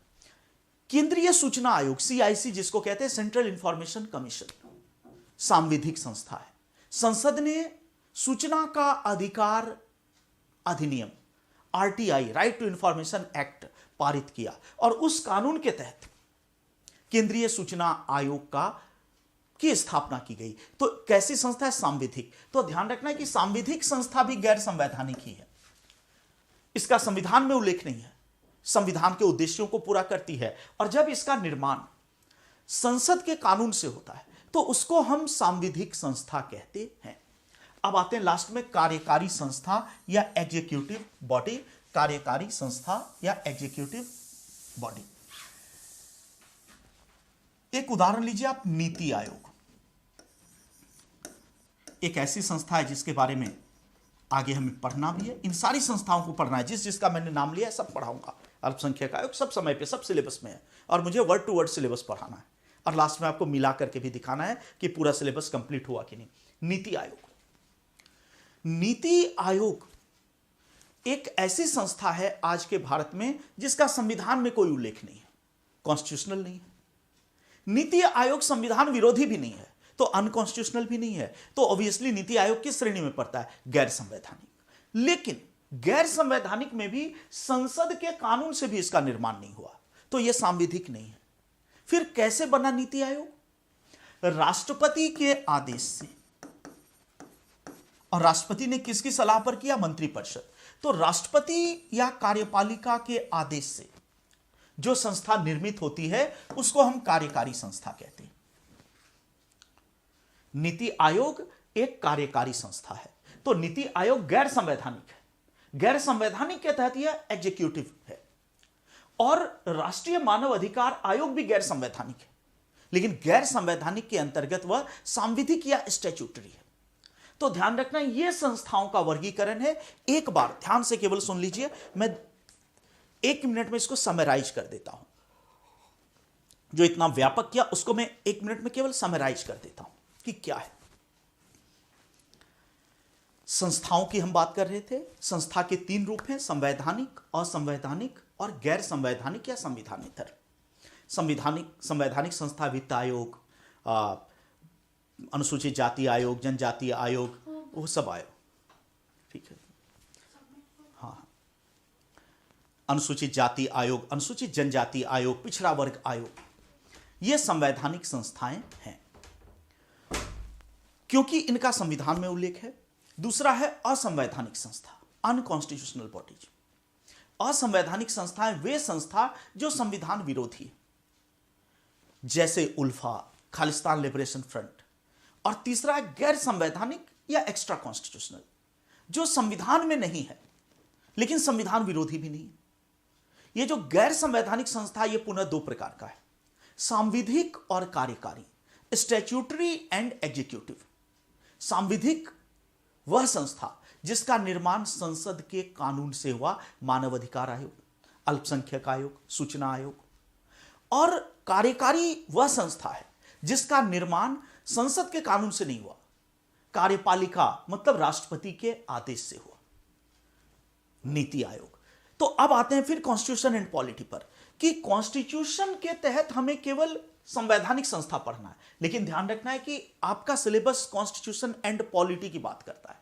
तो यदि आपने वित्त आयोग, चुनाव आयोग और ये सब पढ़ के छोड़ दिया, तो सवाल अभी आईएएस में मानव अधिकार आयोग पे आया। बहुत सारे लोगों ने कहा कि बहुत आउट ऑफ सिलेबस सवाल पूछ रहा है। नहीं श्रीमान, आउट ऑफ सिलेबस सवाल नहीं पूछ रहा है। आपने सिलेबस को ठीक से समझा नहीं, आपने रटंत विद्या के तहत सिलेबस को केवल भारत का संविधान समझ लिया। तब आपने कहा कि ये जो शक्ति वाहिनी, ये जो जीवन साथी चुनने का अधिकार, ये आउट ऑफ सिलेबस पूछ रहा है, कॉन्स्टिट्यूशन में कहीं नहीं लिखा है, कॉन्स्टिट्यूशन के पेपर में क्यों पूछा? भाई, आपका पेपर केवल कॉन्स्टिट्यूशन का पेपर नहीं है। ये आप गांठ बांध लीजिए और नेट को खोल लीजिए, upsc.gov.in पे चले जाइए, वहां पर सिलेबस सारा दिया हुआ है, बाजार में भी मिल रहा है, हर जगह सिलेबस है। उसको एक बार पढ़िए, हेडिंग आपको साफ साफ मिलेगा, संविधान शब्द भी मिलेगा, राजव्यवस्था शब्द भी मिलेगा, सेपरेट वर्ड मिलेगा, कॉमा देकर मिलेगा, कॉन्स्टिट्यूशन मिलेगा, पॉलिटी मिलेगा, प्री में मिलेगा, मेंस में। तो कॉन्स्टिट्यूशन एंड पॉलिटी पढ़ना है। और अब इसको बेसिक समराइज करें कि तैयारी कैसे की जाए। तैयारी अकॉर्डिंग टू सिलेबस की जाए, जो यूपीएससी अपेक्षा करता है। अपेक्षा क्या करता है? संविधान और राजव्यवस्था के रूप में अपेक्षा करता है। संविधान और राजव्यवस्था के रूप में अपेक्षा करने का मतलब है कि हम संविधान को भी अच्छे से पढ़ें, लेकिन हम उसके व्यवहारिक पहलू को भी पढ़ें। और राजव्यवस्था में यूपीएससी की तैयारी के लिहाज से 3 चीजें बहुत इंपॉर्टेंट है, कि हम उससे संबंधित पार्लियामेंट के लॉज, उससे संबंधित उत्पन्न होने वाले मुद्दों को पढ़ें। दूसरा, कि हम उससे संबंधित सुप्रीम कोर्ट के महत्वपूर्ण निर्णयों को पढ़ें। हम उससे संबंधित संस्थाओं को भी पढ़ें। और इसके अलावा जो भी इश्यूज उससे रिलेटेड है कॉन्स्टिट्यूशन से, उसको भी पढ़ें। तो ये सब जब मिलाकर पढ़ेंगे और अलग अलग ना पढ़ें, ये नहीं कि इसको हमने कॉन्स्टिट्यूशन में पढ़ा के कह दिया ये करंट वाले सर ले लेंगे, नहीं। करंट वाले सर लेंगे तो वो करंट होगा, ये पॉलिटी वाले सर की जिम्मेदारी है। और हर विषय, जो भी इस तरह का डायनेमिक विषय, ये मेरी जिम्मेदारी है कि उसको कॉन्स्टिट्यूशन एंड पॉलिटी भी मैं ही पढ़ाऊं। ऐसा नहीं कि कॉन्स्टिट्यूशन में पढ़ा के, वो तो लकीर का फकीर है, बाबा आदम के जमाने का शिक्षक है। तो इसीलिए आप देखेंगे डॉक्टर साहब 20 साल से पढ़ा रहा और हर नोट्स दूसरे नोट्स से अलग मिलेगा। और ये मेरा हमेशा दावा होता है कि 100% सेम किसी भी 2 बैच का नोट्स नहीं हो सकता। क्यों? क्योंकि बीच में नया डेवलपमेंट आ जाएगा, और जो नया डेवलपमेंट आएगा वो भी इंक्लूड होगा।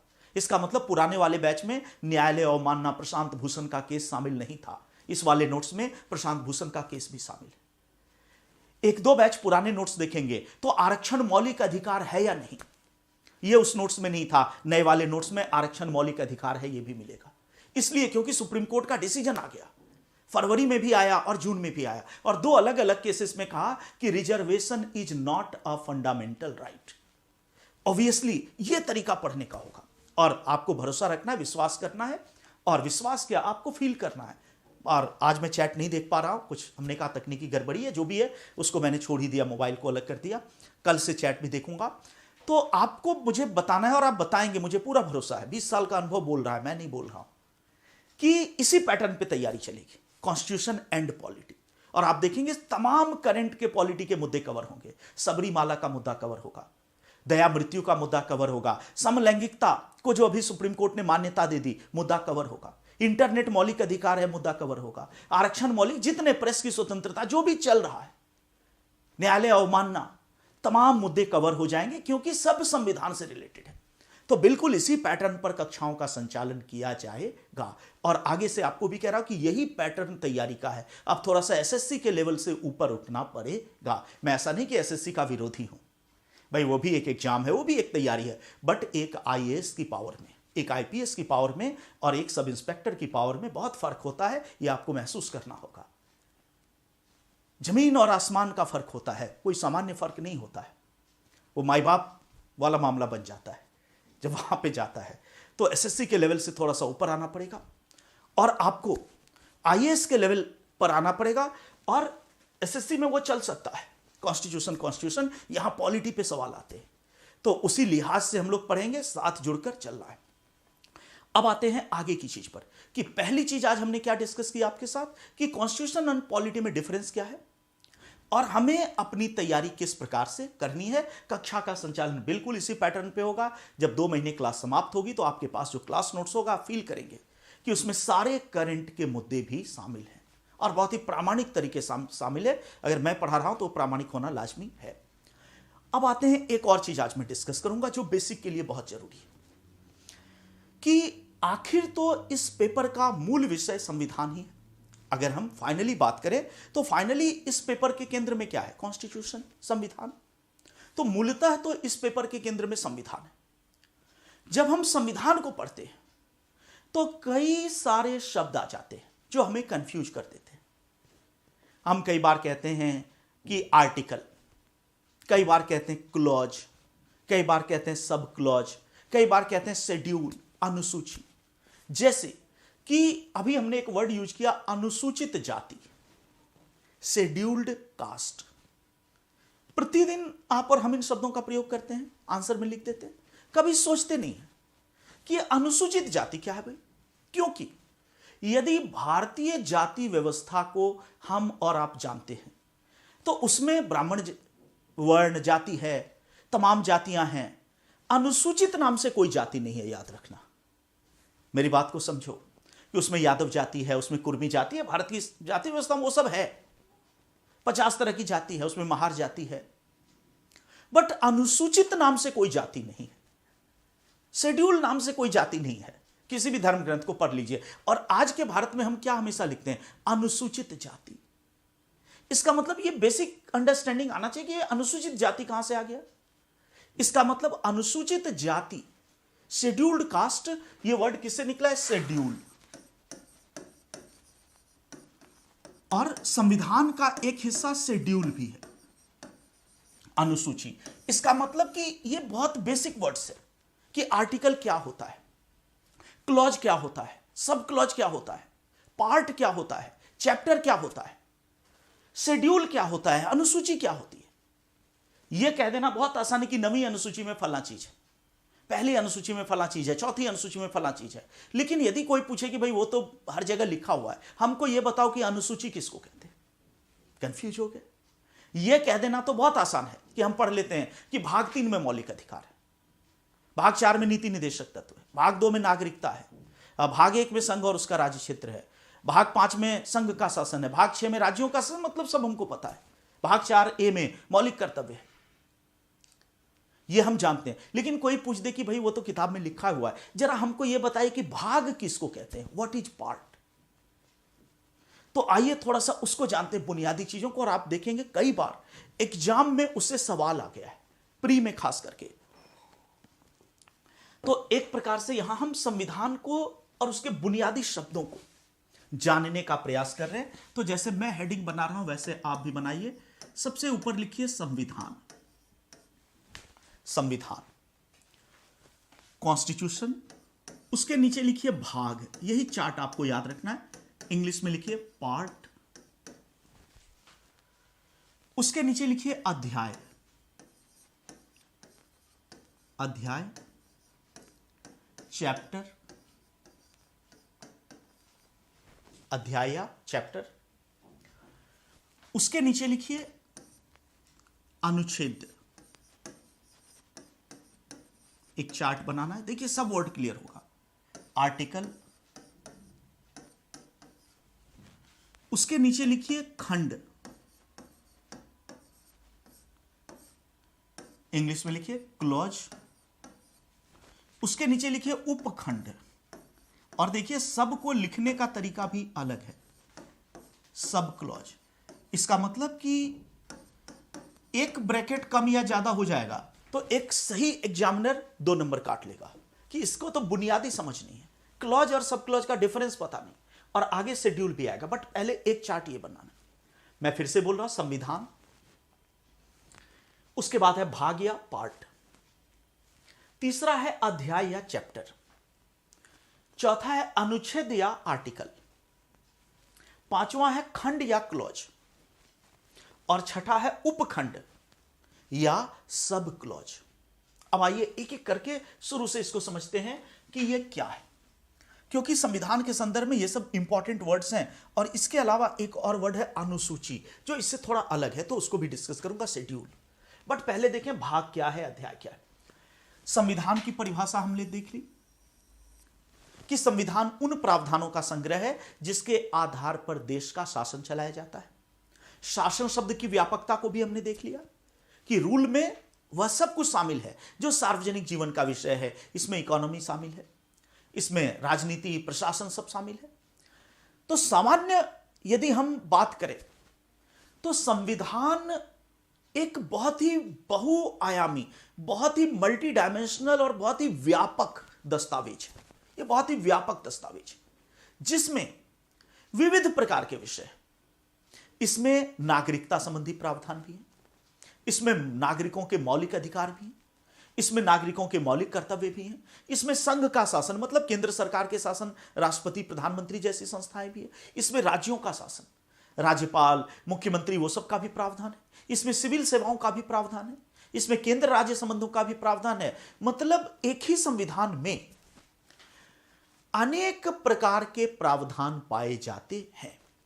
तो जब कोई भी संविधान निर्माता या संविधान सभा संविधान निर्माण के लिए बैठती है तो एक उसका ऑब्जेक्टिव यह भी होता है कि एक व्यवस्थित दस्तावेज बनाया जाए। It must make a well organised document. एक बहुत ही व्यवस्थित दस्तावेज के रूप में संविधान का निर्माण किया जाना चाहिए। और वो जो व्यवस्थित दस्तावेज हो उसमें सब कुछ कोहेरेंट हो, सब कुछ मिला हुआ हो, विरोधी ना हो और बिल्कुल सिंपल भी। तो उसी के क्रम में हमारे संविधान निर्माताओं ने भी संविधान में जो एक प्रकार की चीजें थी उसको एक जगह संकलित करने का कार्य किया ताकि पढ़ने वाले को आसान हो। जैसे हम देखते हैं कि मौलिक अधिकार अनेक प्रकार के हैं, 6 प्रकार के हैं वर्तमान में। जब संविधान लागू हुआ था तो 7 प्रकार के थे और एक एक प्रकार के तहत कई उप प्रकार हैं। समानता एक अधिकार है, उसके तहत आर्टिकल 14 है, 15 है, 16 है, 17 है, 18 है। स्वतंत्रता एक प्रकार है, उसके तहत आर्टिकल 19 है, 20 है, 21 है, 21A है, 22 है।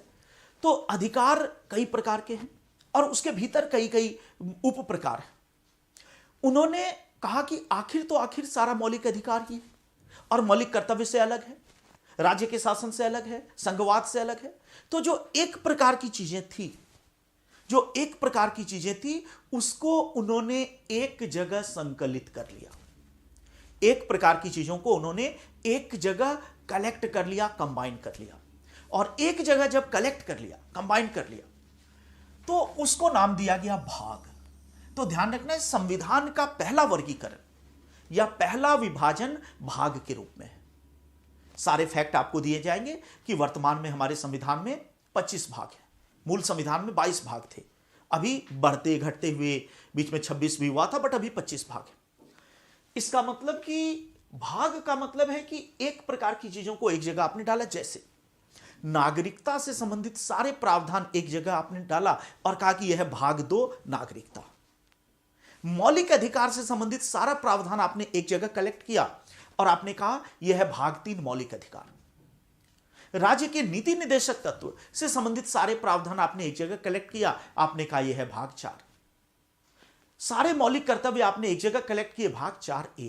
तो ध्यान रखना है, संविधान को सबसे पहले व्यवस्थित बनाने के लिए जो वर्गीकरण किया गया उसके तहत सबसे पहले संविधान विभाजित हुआ भाग में। तो 25 भागों में बटा हुआ है। अभी मूल संविधान में 22 भाग थे। अब आते हैं भाग के बाद होता है अध्याय। भाग में हमने एक प्रकार की चीजें डाल दी, पार्ट में एक प्रकार की चीजें हैं। अब यह ध्यान रखना है कि कुछ भाग ऐसे हैं, कुछ पार्ट या भाग हमारे संविधान के ऐसे हैं जो छोटे हैं, तो उसमें कोई अध्याय नहीं है।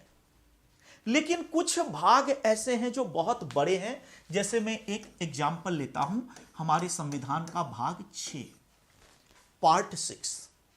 अब पार्ट 6 में एक प्रकार की चीजें रखी गई और वो एक प्रकार की चीज क्या है?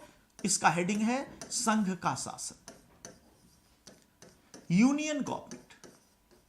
संघ का शासन या यूनियन गवर्नमेंट, इसका मतलब कि केंद्र सरकार से संबंधित जितनी संस्थाएं हैं, केंद्र सरकार, उसी को संघ कहते हैं। राष्ट्रपति, प्रधानमंत्री, महान्यायवादी, नियंत्रक और महालेखा परीक्षक, मंत्रिपरिषद, मंत्रिमंडल, संसद, लोकसभा, राज्यसभा, जो संघ से रिलेटेड है, उस सब को उन्होंने एक जगह रखा, तो वो बना भाग 6। तो अपनी जगह ये तो ठीक है कि संघ का शासन एक विषय है, लेकिन संघ के शासन में भी बहुत डायवर्सिटी है। संघ के शासन के तहत राष्ट्रपति भी है, उपराष्ट्रपति भी है, प्रधानमंत्री भी है, महान्यायवादी भी है, नियंत्रक महालेखा परीक्षक सीएजी भी है, लोकसभा भी है, राज्यसभा भी है। तो जब इतनी व्यापकता पाई जाती है भाग के अंतर्गत, तो ऐसे बड़े भागों को उन्होंने अध्याय में बांट दिया। इसका मतलब कहा कि भाग 5 है संघ का शासन, 6 नहीं। भाग 5 का अध्याय 1 राष्ट्रपति और उपराष्ट्रपति। इसका मतलब कि भाग 5 पूरी तरह ओवरऑल संघ का शासन है, बट उसके भीतर हमने चैप्टर बनाया, उसको अध्याय नाम दिया। जैसे भाग 5 का अध्याय 1 है राष्ट्रपति और उपराष्ट्रपति, अध्याय 2 है संसद, अध्याय 3 है राष्ट्रपति की विधायी शक्ति। तो ध्यान रखना, भाग के अंतर्गत क्या बनाया गया? अध्याय। सारे भाग में अध्याय नहीं है। भाग 1 में कोई अध्याय नहीं, 2 में कोई अध्याय नहीं है, 3 में कोई अध्याय नहीं है, 4 और 4A में भी कोई अध्याय नहीं है। भाग 5 में कई अध्याय है, भाग 6 में कई अध्याय है, भाग 11 में 2 अध्याय है, भाग 12 में कई अध्याय है। तो अभी फिर मूल विषय पर आते हैं, वो सब एक एक चीज में बताऊंगा फैक्ट। बट अभी जानिए कि संविधान हुआ, संविधान को हमने किस में बांटा? भाग में। और भाग को फर्दर किस में हमने बांटा? अध्याय में। अब अध्याय के बाद आता है अनुच्छेद या आर्टिकल। अध्याय के बाद आता है अनुच्छेद या आर्टिकल। देखिए आर्टिकल क्या है। अब जैसे फिर वही उदाहरण लेते हैं, भाग 5 संघ का शासन, ठीक है, अध्याय 1 राष्ट्रपति। तो अब यहां पर अध्याय 1 में आ गया राष्ट्रपति।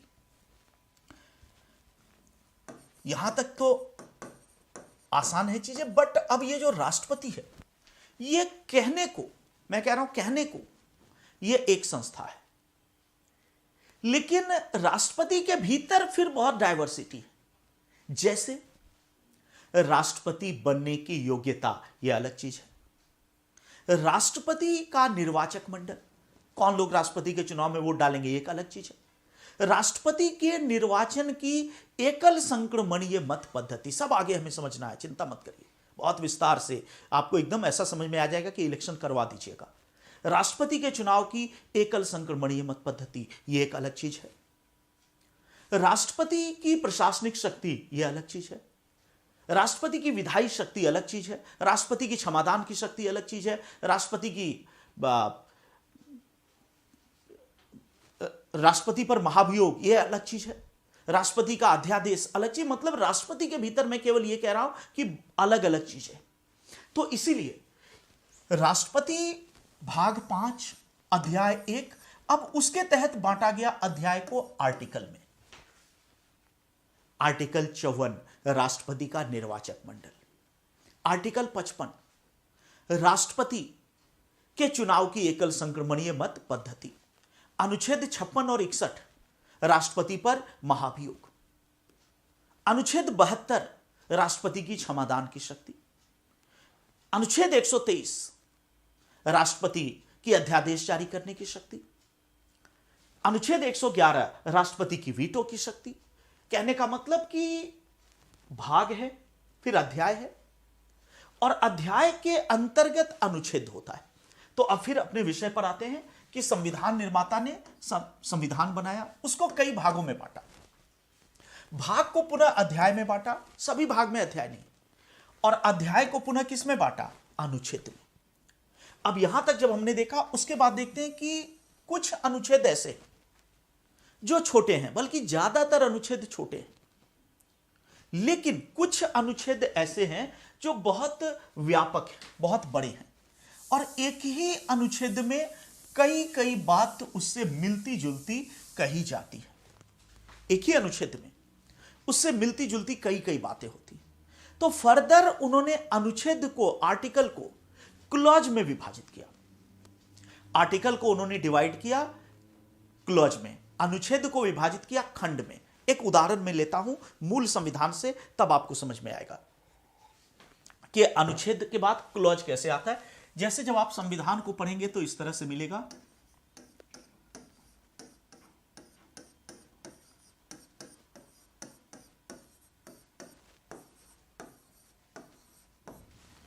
अब देखिए मैंने यहां पर क्या लिखा, 39 ब्रैकेट में, 39 ब्रैकेट में बी, ब्रैकेट में सी, ब्रैकेट में डी, ब्रैकेट में, ब्रैकेट में एफ, और उसके बाद 39 विदाउट ब्रैकेट है। इसका मतलब, एक सेकेंड पेन चेंज कर लूं तब अच्छा रहेगा इसको समझने में। इसका मतलब है कि यहां पर भी 39 के साथ ए है और यहां पर भी 39 ए के साथ, और ये ओरिजिनल कॉन्स्टिट्यूशन में है, कोई मैं हवाई उदाहरण नहीं ले रहा हूं। जब आप खोलेंगे आज तो आपको मिलेगा संविधान जाकर, तो ऐसा ही मिलेगा। अब ये जो है ये ब्रैकेट में ए है और ये विदाउट ब्रैकेट है, दोनों के प्रोनाउंसिएशन का तरीका अलग हो जाएगा। हम इसको भी 39 ए कहते हैं, इसको भी 39 ए कहते हैं। भाई एक म्यान में दो तलवारें नहीं रह सकती। यदि दोनों, और ये देखें कि ये जो है इसमें है आजीविका के पर्याप्त साधन। इसका मतलब सरकार को निर्देश दिया गया है कि सभी व्यक्तियों को, स्त्रियों को, पुरुषों को आजीविका के पर्याप्त साधन देगा। यह किसमें है? ये वाले पहले में, कि सबको आजीविका, रोजी रोटी के साधन होंगे उपलब्ध, यह सरकार की जिम्मेदारी है। और ये जो नीचे वाला है यह भी ए है, लेकिन इसमें कहा गया है कि सबको निःशुल्क कानूनी सहायता दी जाएगी, फ्री लीगल एड। इसलिए आपने देखा कि अजमल कसाब को भी भारत सरकार की ओर से वकील दिया गया, जिसके लिए कोई वकील नहीं होता है, उसको भारत सरकार वकील देती है, क्योंकि सबको कानूनी सहायता, मतलब अपना पक्ष रखे कि ऐसा ना हो कि निर्दोष है और वकील ना होने के कारण फांसी पे चढ़ गया। अब यदि ये भी 39 ए है, ये भी 39 ए है, तो 39 ए में क्या है? आजीविका के साधन है या निःशुल्क कानूनी सहायता है? इसीलिए ध्यान रखना है कि 90% लोग गलत प्रोनाउंसिएशन करते हैं और गलत लिखते भी। ये ब्रैकेट बहुत इंपॉर्टेंट है, पॉलिटी में ब्रैकेट का बड़ा ही महत्व है। ये जो ब्रैकेट में है, ध्यान रखना है, ये स्वतंत्र आर्टिकल नहीं है। 39 स्वतंत्र आर्टिकल है, लेकिन 39 स्वतंत्र आर्टिकल के तहत क्लॉज ए है, तो क्लॉज ए उसका एक खंड है। Clause B, clause C, clause D, clause E, clause F. इसका मतलब यदि मैं लिखता हूं ऐसे, तो इसका मतलब ये 39 आर्टिकल का एक हिस्सा लिख रहा हूं। यह है 39 क्लॉज ए। और जो ब्रैकेट में नहीं है, ये वाला ध्यान रखना, वह स्वतंत्र आर्टिकल है। इसका मतलब यहां से यहां तक, एफ तक 39 का हिस्सा है, लेकिन ये 39 का हिस्सा नहीं है, यह स्वतंत्र आर्टिकल है। तो हमेशा ध्यान रखना कि जो स्वतंत्र आर्टिकल है उसको हम क्लॉज नहीं कहेंगे, तो इसका नीचे वाले का उच्चारण होगा 39 ए। आज के बाद से ध्यान रखना है कि ब्रैकेट हर जगह नहीं डालना है, इसका उच्चारण होगा 39 ए। और ये जो ऊपर वाला है इसका उच्चारण होगा 39 क्लॉज ए। डिफरेंस समझिए कि जब मैं कहूंगा 39 क्लॉज ए, तो मुझे लिखना चाहिए 39 को ब्रैकेट में ए, और इसका मतलब होगा कि 39 आर्टिकल के एक हिस्से की मैं बात कर रहा हूं। लेकिन जब मैं कहूंगा कि 39 ए में ये लिखा हुआ है, तो 39 ए में ये लिखा हुआ है, इसका मतलब बिना ब्रैकेट का, और इसका मतलब कि इस आर्टिकल से इसका कोई लेना देना नहीं। एफ तक का लेना देना है 39 से, ये सब उसके बेटे हैं। लेकिन ये जो 39 नीचे वाला है, ये इस 39 का बेटा नहीं है, ये अपने आप में एक व्यक्ति है, ये अपने आप में एक बाप है, 39 ए। तो ध्यान रखना है कि आर्टिकल, अब ये जो 39 clause A, clause B, clause C, clause D, ये सब क्लॉज है। आर्टिकल कौन सा है? 39। और यहां पर नया आर्टिकल कौन सा? 39 ए। तो ये भी एक चीज आपको ध्यान में रखनी है। अब देखें यहां से सवाल कैसे आता है। सवाल आया हुआ है एक्चुअली, अगर आप यूपी पीसीएस के प्रश्नों को देखें तो कितना सिंपल लेकिन कितना बढ़िया सवाल एक दो बार पूछा है। यदि प्रश्न आ जाए कि निःशुल्क कानूनी सहायता का प्रावधान है, निःशुल्क कानूनी सहायता का प्रावधान है, और 4 ऑप्शन आपको दे दे, और जानबूझकर सबसे पहले ऑप्शन ये देगा,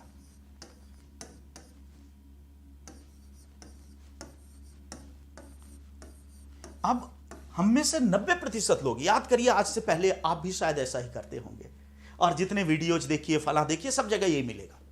देख लेना यूट्यूब पे कितने टीचर करेक्ट बोलते हैं और कितना गलत बोलते हैं, तो आपको पता चल जाए कि बुनियादी समझ कितनी जरूरी है।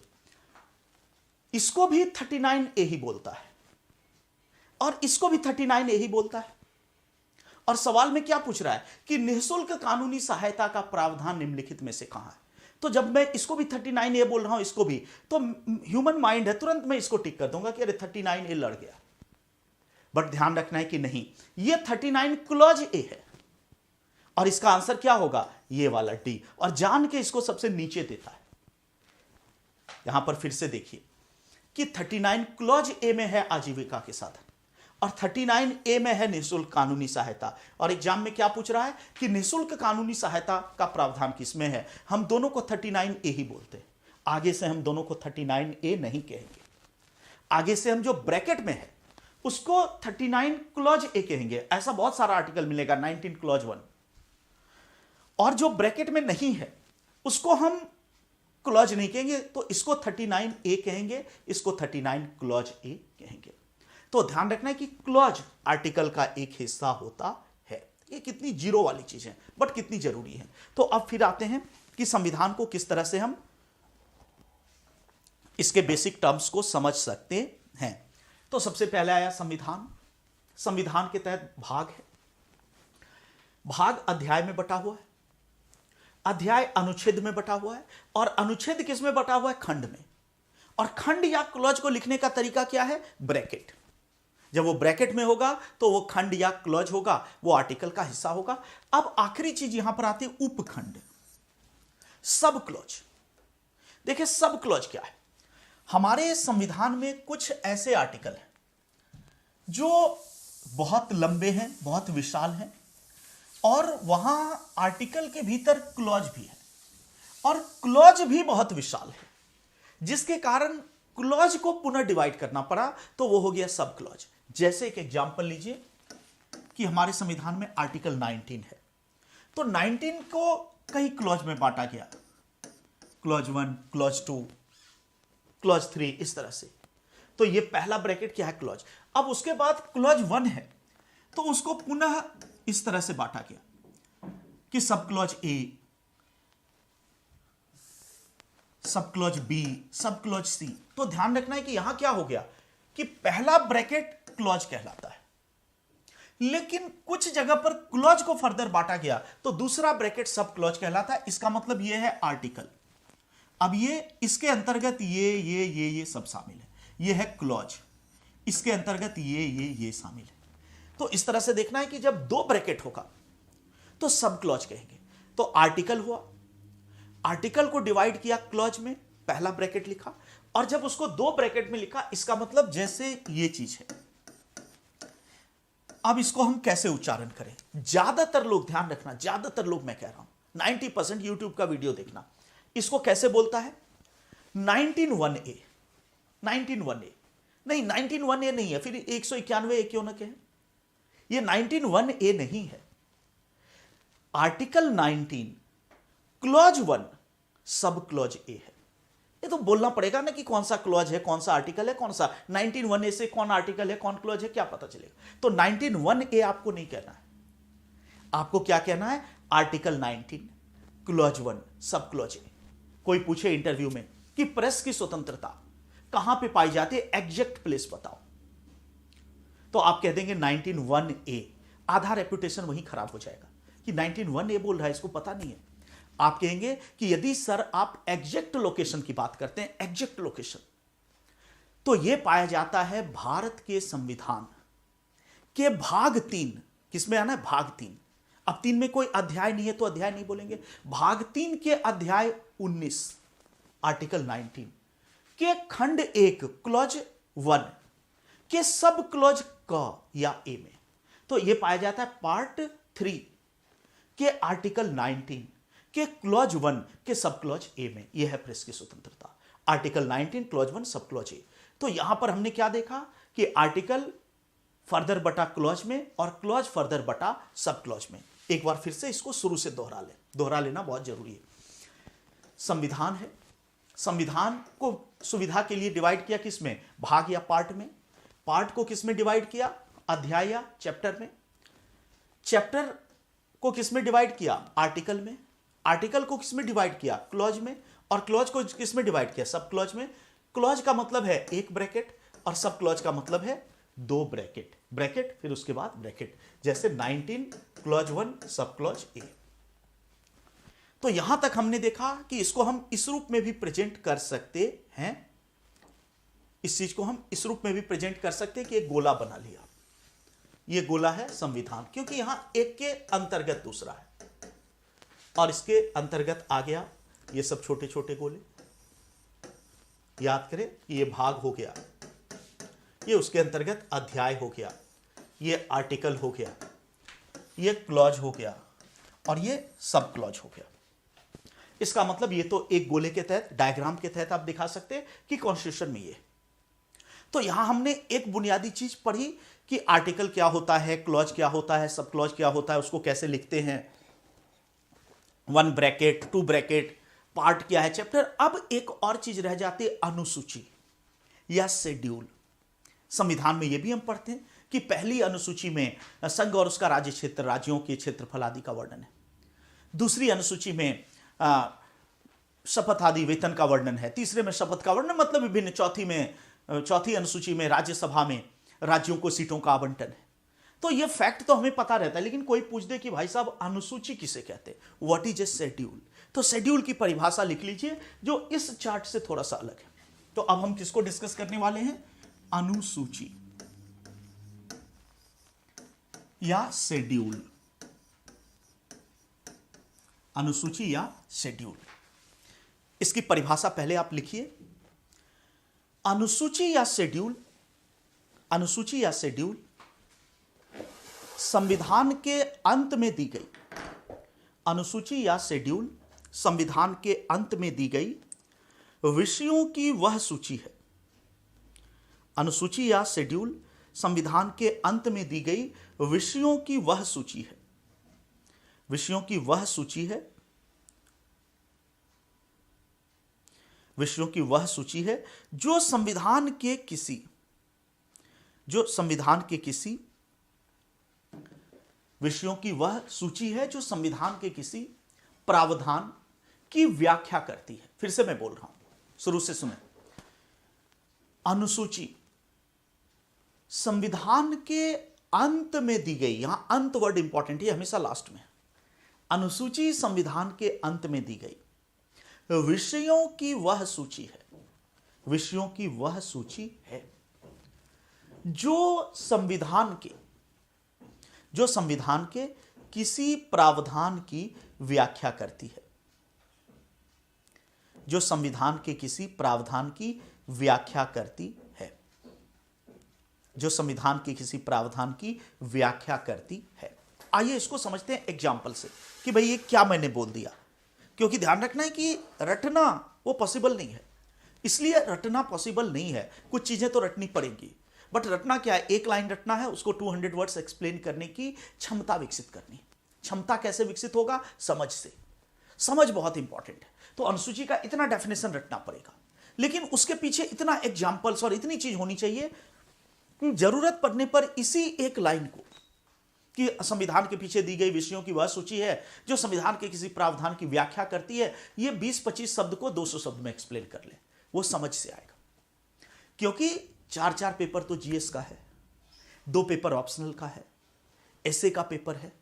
आपको लगता है कि इतनी चीजें, आखिर तो ये मनुष्य का ब्रेन है, ये क्या वो गणेश जी और कालिदास और वो सब वेद व्यास, वो सब एक्स्ट्रा ऑर्डिनरी थे कि उनको सब कुछ याद था। बट हम और आप तो सामान्य मनुष्य हैं, हमें और आपको हर चीज याद नहीं हो सकती, बहुत फैक्ट है, मैं भी भूलता हूं। और बाल्टी है, समझ लिया, ह्यूमन ब्रेन बाल्टी है, इसकी एक लिमिट ही तो है कि भाई कितना पानी, अगर 10 लीटर का बाल्टी है तो आप उसमें 10 ही लीटर पानी डाल सकते हैं। अब आपकी इच्छा है कि कौन सा पानी डालेंगे, उससे ज्यादा की उसकी कैपेसिटी नहीं है। बहुत बढ़ेगा तो 11 होगा, 12 होगा। ये सुपरमैन बनने की कभी कोशिश नहीं करनी है, ये पॉसिबल नहीं है कि मैं सब याद कर लूंगा। कैसे कर लोगे, पॉसिबल नहीं है। आप तो मनुष्य है ना, आप नहीं हैं ईश्वर के अवतार। तो इसीलिए आपको ट्रिक विकसित करनी होगी, आपको तरीका विकसित करना होगा कि एक दो पंक्तियां याद करनी होगी, जो उसका थॉट है, जो उसका क्रक्स है, जो उसका टर्म है, वो तो याद करना होगा, डेफिनेशन याद करना होगा, बट उसको समझना पड़ेगा। अब देखें कि अनुसूची की परिभाषा हमने लिखी, तो अभी आपको थोड़ा सा घालमेल लग रहा है, बट एग्जाम्पल आदि से जब समझ लेंगे तब आपके माइंड में वो चीज घुस जाएगी। अनुसूची की परिभाषा में सबसे पहले हमने देखा कि संविधान के अंत में, तो पहली बात है कि अनुसूची संविधान के अंत में है, प्रारंभ में नहीं है। और यदि आप भारत का संविधान पढ़ेंगे, यहां पे भारत का संविधान रखा भी हुआ है, अब ये जैसे है भारत का संविधान, कॉन्स्टिट्यूशन ऑफ इंडिया। तो भारत के संविधान को जब आप खोलेंगे तो यहां पर देखेंगे, यदि मैं देखूं कि सबसे जो आखिरी आर्टिकल इसमें दिखता है वो है आर्टिकल 395। अब यहां पर देखें कि आर्टिकल 395, ये पेज अब पता नहीं आपको दिख रहा है या नहीं, ये आर्टिकल 395 है। जब इस पेज को पलटे तो यहां पे आर्टिकल्स खत्म हो गए आगे। अब इसको मैं पेज पलटता हूं, तो जब मैं पेज पलटता हूं तो यहां पर लिखा है इंग्लिश में फर्स्ट शेड्यूल, और यहां पे है पहली अनुसूची, फिर उसकी व्याख्या चलती गई, ये सब पहली अनुसूची है।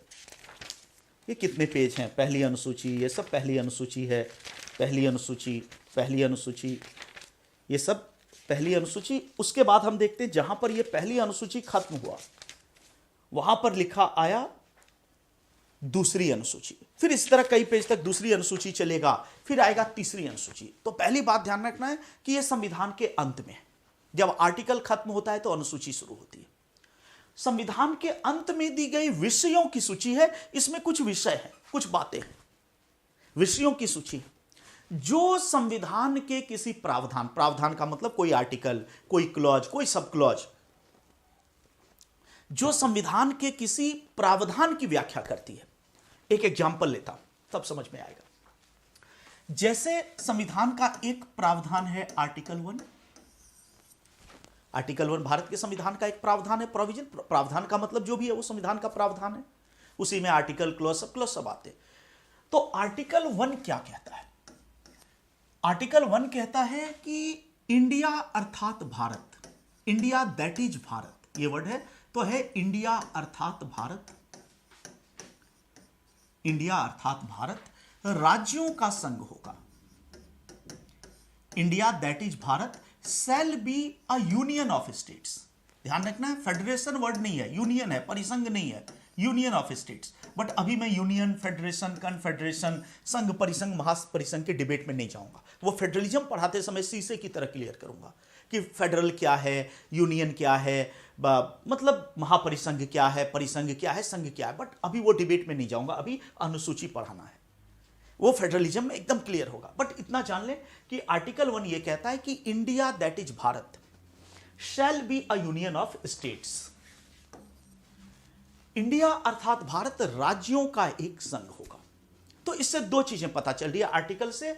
पहली चीज तो हमें यह पता चल रही है कि इस देश के संवैधानिक तौर पर, आधिकारिक तौर पर दो नाम हैं। कौन कौन से नाम हैं?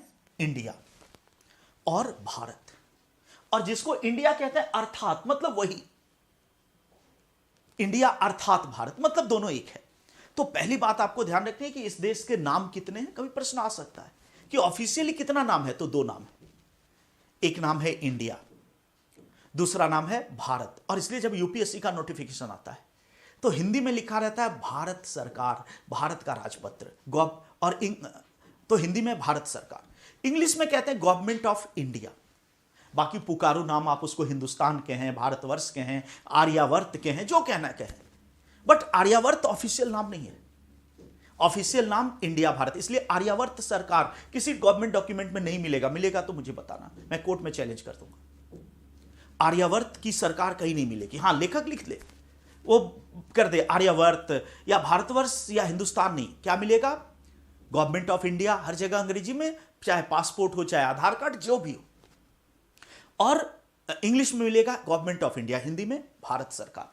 तो पहली चीज तो बताता है कि इस देश के दो नाम हैं, इंडिया अर्थात भारत। उसके बाद कहता है ये जो कंट्री है, देश है इंडिया या भारत, ये कैसा देश होगा? ये राज्यों का संघ होगा। अब संघ परिसंघ पर अभी मैं नहीं जा रहा हूं, अभी मैं इसका सरल अर्थ ले रहा हूं। तकनीकी, इसमें बहुत कुछ टेक्निकल चीजें छिपी हुई हैं, वो अभी डिस्कस नहीं कर रहा, वो फेडरलिज्म में होगा। राज्यों का संघ होगा, इसका मतलब सरल लैंग्वेज में क्या है? तो जिस देश को इंडिया या भारत के नाम से यहां चित्रित किया गया है, वह देश अनेक राज्यों से मिलकर बनेगा। अब इतनी सी बात कह देता है आर्टिकल 1 कि वह अनेक राज्यों से मिलकर बनेगा, उसका एक संघ होगा। लेकिन इसमें कौन कौन से राज्य शामिल हैं? कौन कौन से राज्य शामिल हैं? इसी प्रकार उन राज्यों के प्रमुख क्षेत्र क्या है, उन राज्यों से संबंधित प्रमुख जानकारी तो होनी चाहिए। भाई आपने लिख दिया राज्यों का संघ, तो कौन सा राज्य शामिल है? क्या इसमें कराची शामिल है? क्या इसमें वॉशिंगटन शामिल है? आपको बताना तो पड़ेगा कि इंडिया दैट इज भारत में कौन सा राज्य शामिल है। और इसीलिए दो विकल्प थे संविधान निर्माता के पास। एक विकल्प तो यह था कि इसी में आगे लिखते कि राज्यों के संघ के अंतर्गत फला फला 28 राज्य शामिल होंगे। अभी 28 है। अभी यदि लिखना हो फला फला संघ शासित क्षेत्र शामिल हो, इन 28 राज्यों में से एक एक का ब्यौरा दे कि फला राज्य में असम में ये क्षेत्र शामिल होगा, उसमें ये भाषा, मतलब एक राज्यों का ब्यौरा। तो एक विकल्प यह था कि यही लिख देता, लेकिन माना गया कि यह बहुत व्यवस्थित नहीं होगा। क्यों? क्योंकि आर्टिकल 1 शायद 20 पेज का हो जाता। कोई बड़ी बात नहीं कि 20 पेज का एक आर्टिकल। बड़ा ही अजीब लगता कि कैसा संविधान बनाए कि पहला ही आर्टिकल 20 पेज का। तो उन्होंने दूसरा निर्णय लिया। उन्होंने कहा कि यहां पर केवल इतना ही लिखा होगा, बट जिसको डिटेल जानना हो, अब देखें एक प्रावधान आर्टिकल 1 की व्याख्या, जिसको इसका डिटेल जानना हो कि राज्यों के संघ में क्या शामिल है, क्या नहीं है, क्या उसका डिटेल है, तो इसका सारा डिटेल मिलेगा पहली अनुसूची में। इसका मतलब पहली अनुसूची संविधान के आर्टिकल 1 की व्याख्या करती है।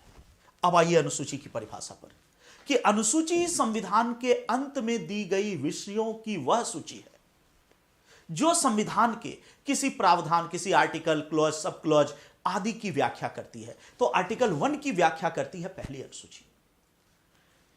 हमारे संविधान में अभी 12 अनुसूचियां हैं। प्रत्येक अनुसूची किसी न किसी चीज की व्याख्या करती है। जैसे एक दूसरा उदाहरण लीजिए कि हमारे संविधान में विभिन्न प्रकार के पदाधिकारी, राष्ट्रपति, प्रधानमंत्री, उपराष्ट्रपति सब हैं, राज्यपाल, सबके अलग अलग, सुप्रीम कोर्ट के जज, हाई कोर्ट के जज, सबके अलग अलग वेतन हैं, भत्ते हैं। अब दो विकल्प हो सकता था कि संविधान निर्माता जहां राष्ट्रपति संबंधी आर्टिकल बना रहे हैं भाग 5 में, वहीं पे एक आर्टिकल राष्ट्रपति के वेतन का भी बनाए और हर जगह सबका वेतन अलग अलग मेंशन किया जाए कि ये लोकसभा के अध्यक्ष की जगह उसका वेतन, उपराष्ट्रपति की जगह उसका वेतन, मतलब पूरे संविधान में वेतन बिखरा हुआ है। ये उतना व्यवस्थित नहीं। अब मान लीजिए मैं एक रिसर्च स्कॉलर हूं या मैं एक नागरिक हूं, मैं केवल यह जानना चाहता हूं कि प्रमुख संवैधानिक पदाधिकारियों का वेतन कितना है, तो मुझे एक एक पेज पलटना पड़ता कि अध्यक्ष वाला खोजो तो अध्यक्ष का वेतन मिलेगा, उपराष्ट्रपति वाला पेज खोलो तो उपराष्ट्रपति का वेतन मिलेगा, जज वाला पेज खोजो तो जज का, मतलब अलग अलग आर्टिकल में वेतन है। उन्होंने क्या किया? उन्होंने केवल हर जगह यह लिख दिया कि राष्ट्रपति को वेतन मिलेगा, जज को वेतन मिलेगा, और जितने इस तरह के वेतन हैं सबके बारे में कह दिया कि यह वेतन कितना है यह पाया जाएगा दूसरी अनुसूची में। इसका मतलब कि यदि मुझे केवल वेतन देखना हो तो मुझे सीधे सेकंड शेड्यूल पे आ जाना है, उसमें मिल जाएगा। इसका मतलब जज से संबंधित आर्टिकल, राष्ट्रपति से संबंधित वेतन का आर्टिकल, उसकी व्याख्या किसमें पाई जाती है? दूसरी अनुसूची। तो संविधान के अंत में दी गई विषयों की वह सूची जो किसी या किन्हीं प्रावधानों की व्याख्या करती है। इसी तरह थर्ड शेड्यूल, भारत में राष्ट्रपति अलग भूमिका निभाता है, मंत्री की अलग भूमिका है, न्यायाधीश की अलग भूमिका है, सबकी अलग भूमिका है।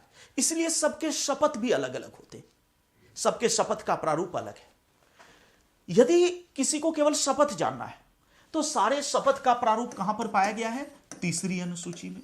तो ध्यान रखना, यह अनुसूची है संविधान के अंत में दी गई विषयों की सूची, जो संविधान के किसी अनुच्छेद आदि की या किसी क्लॉज, सब किसी प्रावधान की व्याख्या करती है और उसे कहा जाता है अनुसूची।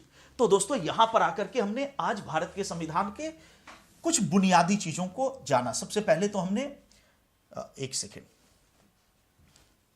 यह जानने का प्रयास किया कि संविधान और राज व्यवस्था में अंतर क्या है, याद करें यह वाला हिस्सा, और उसके बाद कि संविधान का एक वर्णन किया, उसके तहत आर्टिकल, पार्ट, अनुसूची, इस तरह की बेसिक चीजों को जाना। अपनी कक्षा का टाइमिंग 2 से 4 है और मैं देख पा रहा हूं जहां तक घड़ी कि 3-4 मिनट ही बचे हैं। तो 3-4 मिनट में नई चीज या व्यवस्थित तरीके से टॉपिक की शुरुआत करना संभव नहीं है। तो कल से 2 बजे से एकदम व्यवस्थित तरीके से सिलेबस की शुरुआत होगी। बट आज जो पढ़ाया गया है इससे भी सवाल आता है, तो ध्यान रखना है कि इसको भी पढ़ना है अच्छे से। और कल से हम लोग बिल्कुल सिस्टमैटिक तरीके से सिलेबस के शुरुआत करेंगे और जैसा हमने आपको बोला है उसी पैटर्न पे चलेंगे। केवल कॉन्स्टिट्यूशन नहीं पढ़ाएंगे, कॉन्स्टिट्यूशन एंड पॉलिटी पढ़ाएंगे। 4 दिन की क्लास के बाद आपको एहसास हो जाएगा कि अभी तक आपने कॉन्स्टिट्यूशन ही पढ़ा होगा। मेरा अपना एक्सपीरियंस रहा है कि अभी तक आपने हर जगह कॉन्स्टिट्यूशन ही पढ़ा होगा। पहली बार शायद आपको हो कि कॉन्स्टिट्यूशन के साथ साथ पॉलिटी भी पढ़ाई जाएगी। और ये डिफरेंस दिखना चाहिए, आपको दिखना चाहिए, मेरे कहने से नहीं होगा। बड़ी बड़ी बातें यहां पे पहले दिन में तो सब कहते हैं कि हम दुनिया में आग लगा देंगे, बट आग तब लगेगी जब आप कहेंगे कि हां आग लग गई, और आग लगेगी। तो चिंता मत करिए, ज्ञान की आग जलेगी, ज्वाला फैलेगी। और ये 3-4-5 दिन आप केवल अटेंड करिए। आपको यदि डिफरेंस फील ना हो तो ये 20 ईयर्स का डॉक्टर साहब का अनुभव और 20 साल दिल्ली यूनिवर्सिटी में प्रोफेसरी करना और ऑप्शनल पढ़ाना सब बेकार हो जाएगा। ऐसा आज तक हुआ नहीं।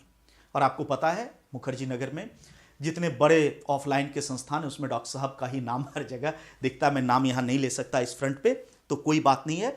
लेकिन कल से 2 बजे से एकदम व्यवस्थित तरीके से सिलेबस, और फिर से वो प्रॉमिस दोहरा रहा हूं कि वर्ड टू वर्ड सिलेबस पढ़ाऊंगा, किसी दूसरे के भरोसे नहीं छोड़ूंगा। पॉलिटी का टॉपिक गवर्नेंस में नहीं पढ़ाऊंगा, वो दूसरे सर पढ़ाएंगे, अभय सर पढ़ाएंगे, बहुत अच्छे से पढ़ाएंगे। मैं पॉलिटी का हिस्सा करूंगा, वर्ड टू वर्ड पढ़ाऊंगा, लास्ट में सिलेबस मिला दूंगा। यहां सिलेबस होगा, आपका कलम होगा, एक एक टॉपिक पूछता जाऊंगा हुआ कि नहीं, और कमेंट में आप लिखते जाएंगे होगा। तो बिल्कुल एक आखिरी कमेंट आया कि जय महाकाल, तो जय महाकाल, एकदम महाकाल की आशीर्वाद सब पर बना रहे। तो चलिए आज यहीं पर समाप्त करते हैं और कल 2 बजे मिलते हैं पॉलिटी की व्यवस्थित कक्षा के साथ। तब तक स्वस्थ रहिए, सुरक्षित रहिए, और सबसे बड़ी बात मैं कहता हूं प्रसन्न रहिए। प्रसन्न रहिए तो आपको भी मजा आएगा और पूरी दुनिया को मजा आएगा। तो कल से व्यवस्थित तरीके से पॉलिटी को पढ़ते हैं। थैंक यू, जय हिंद दोस्तों। कल मिलते हैं 2 बजे।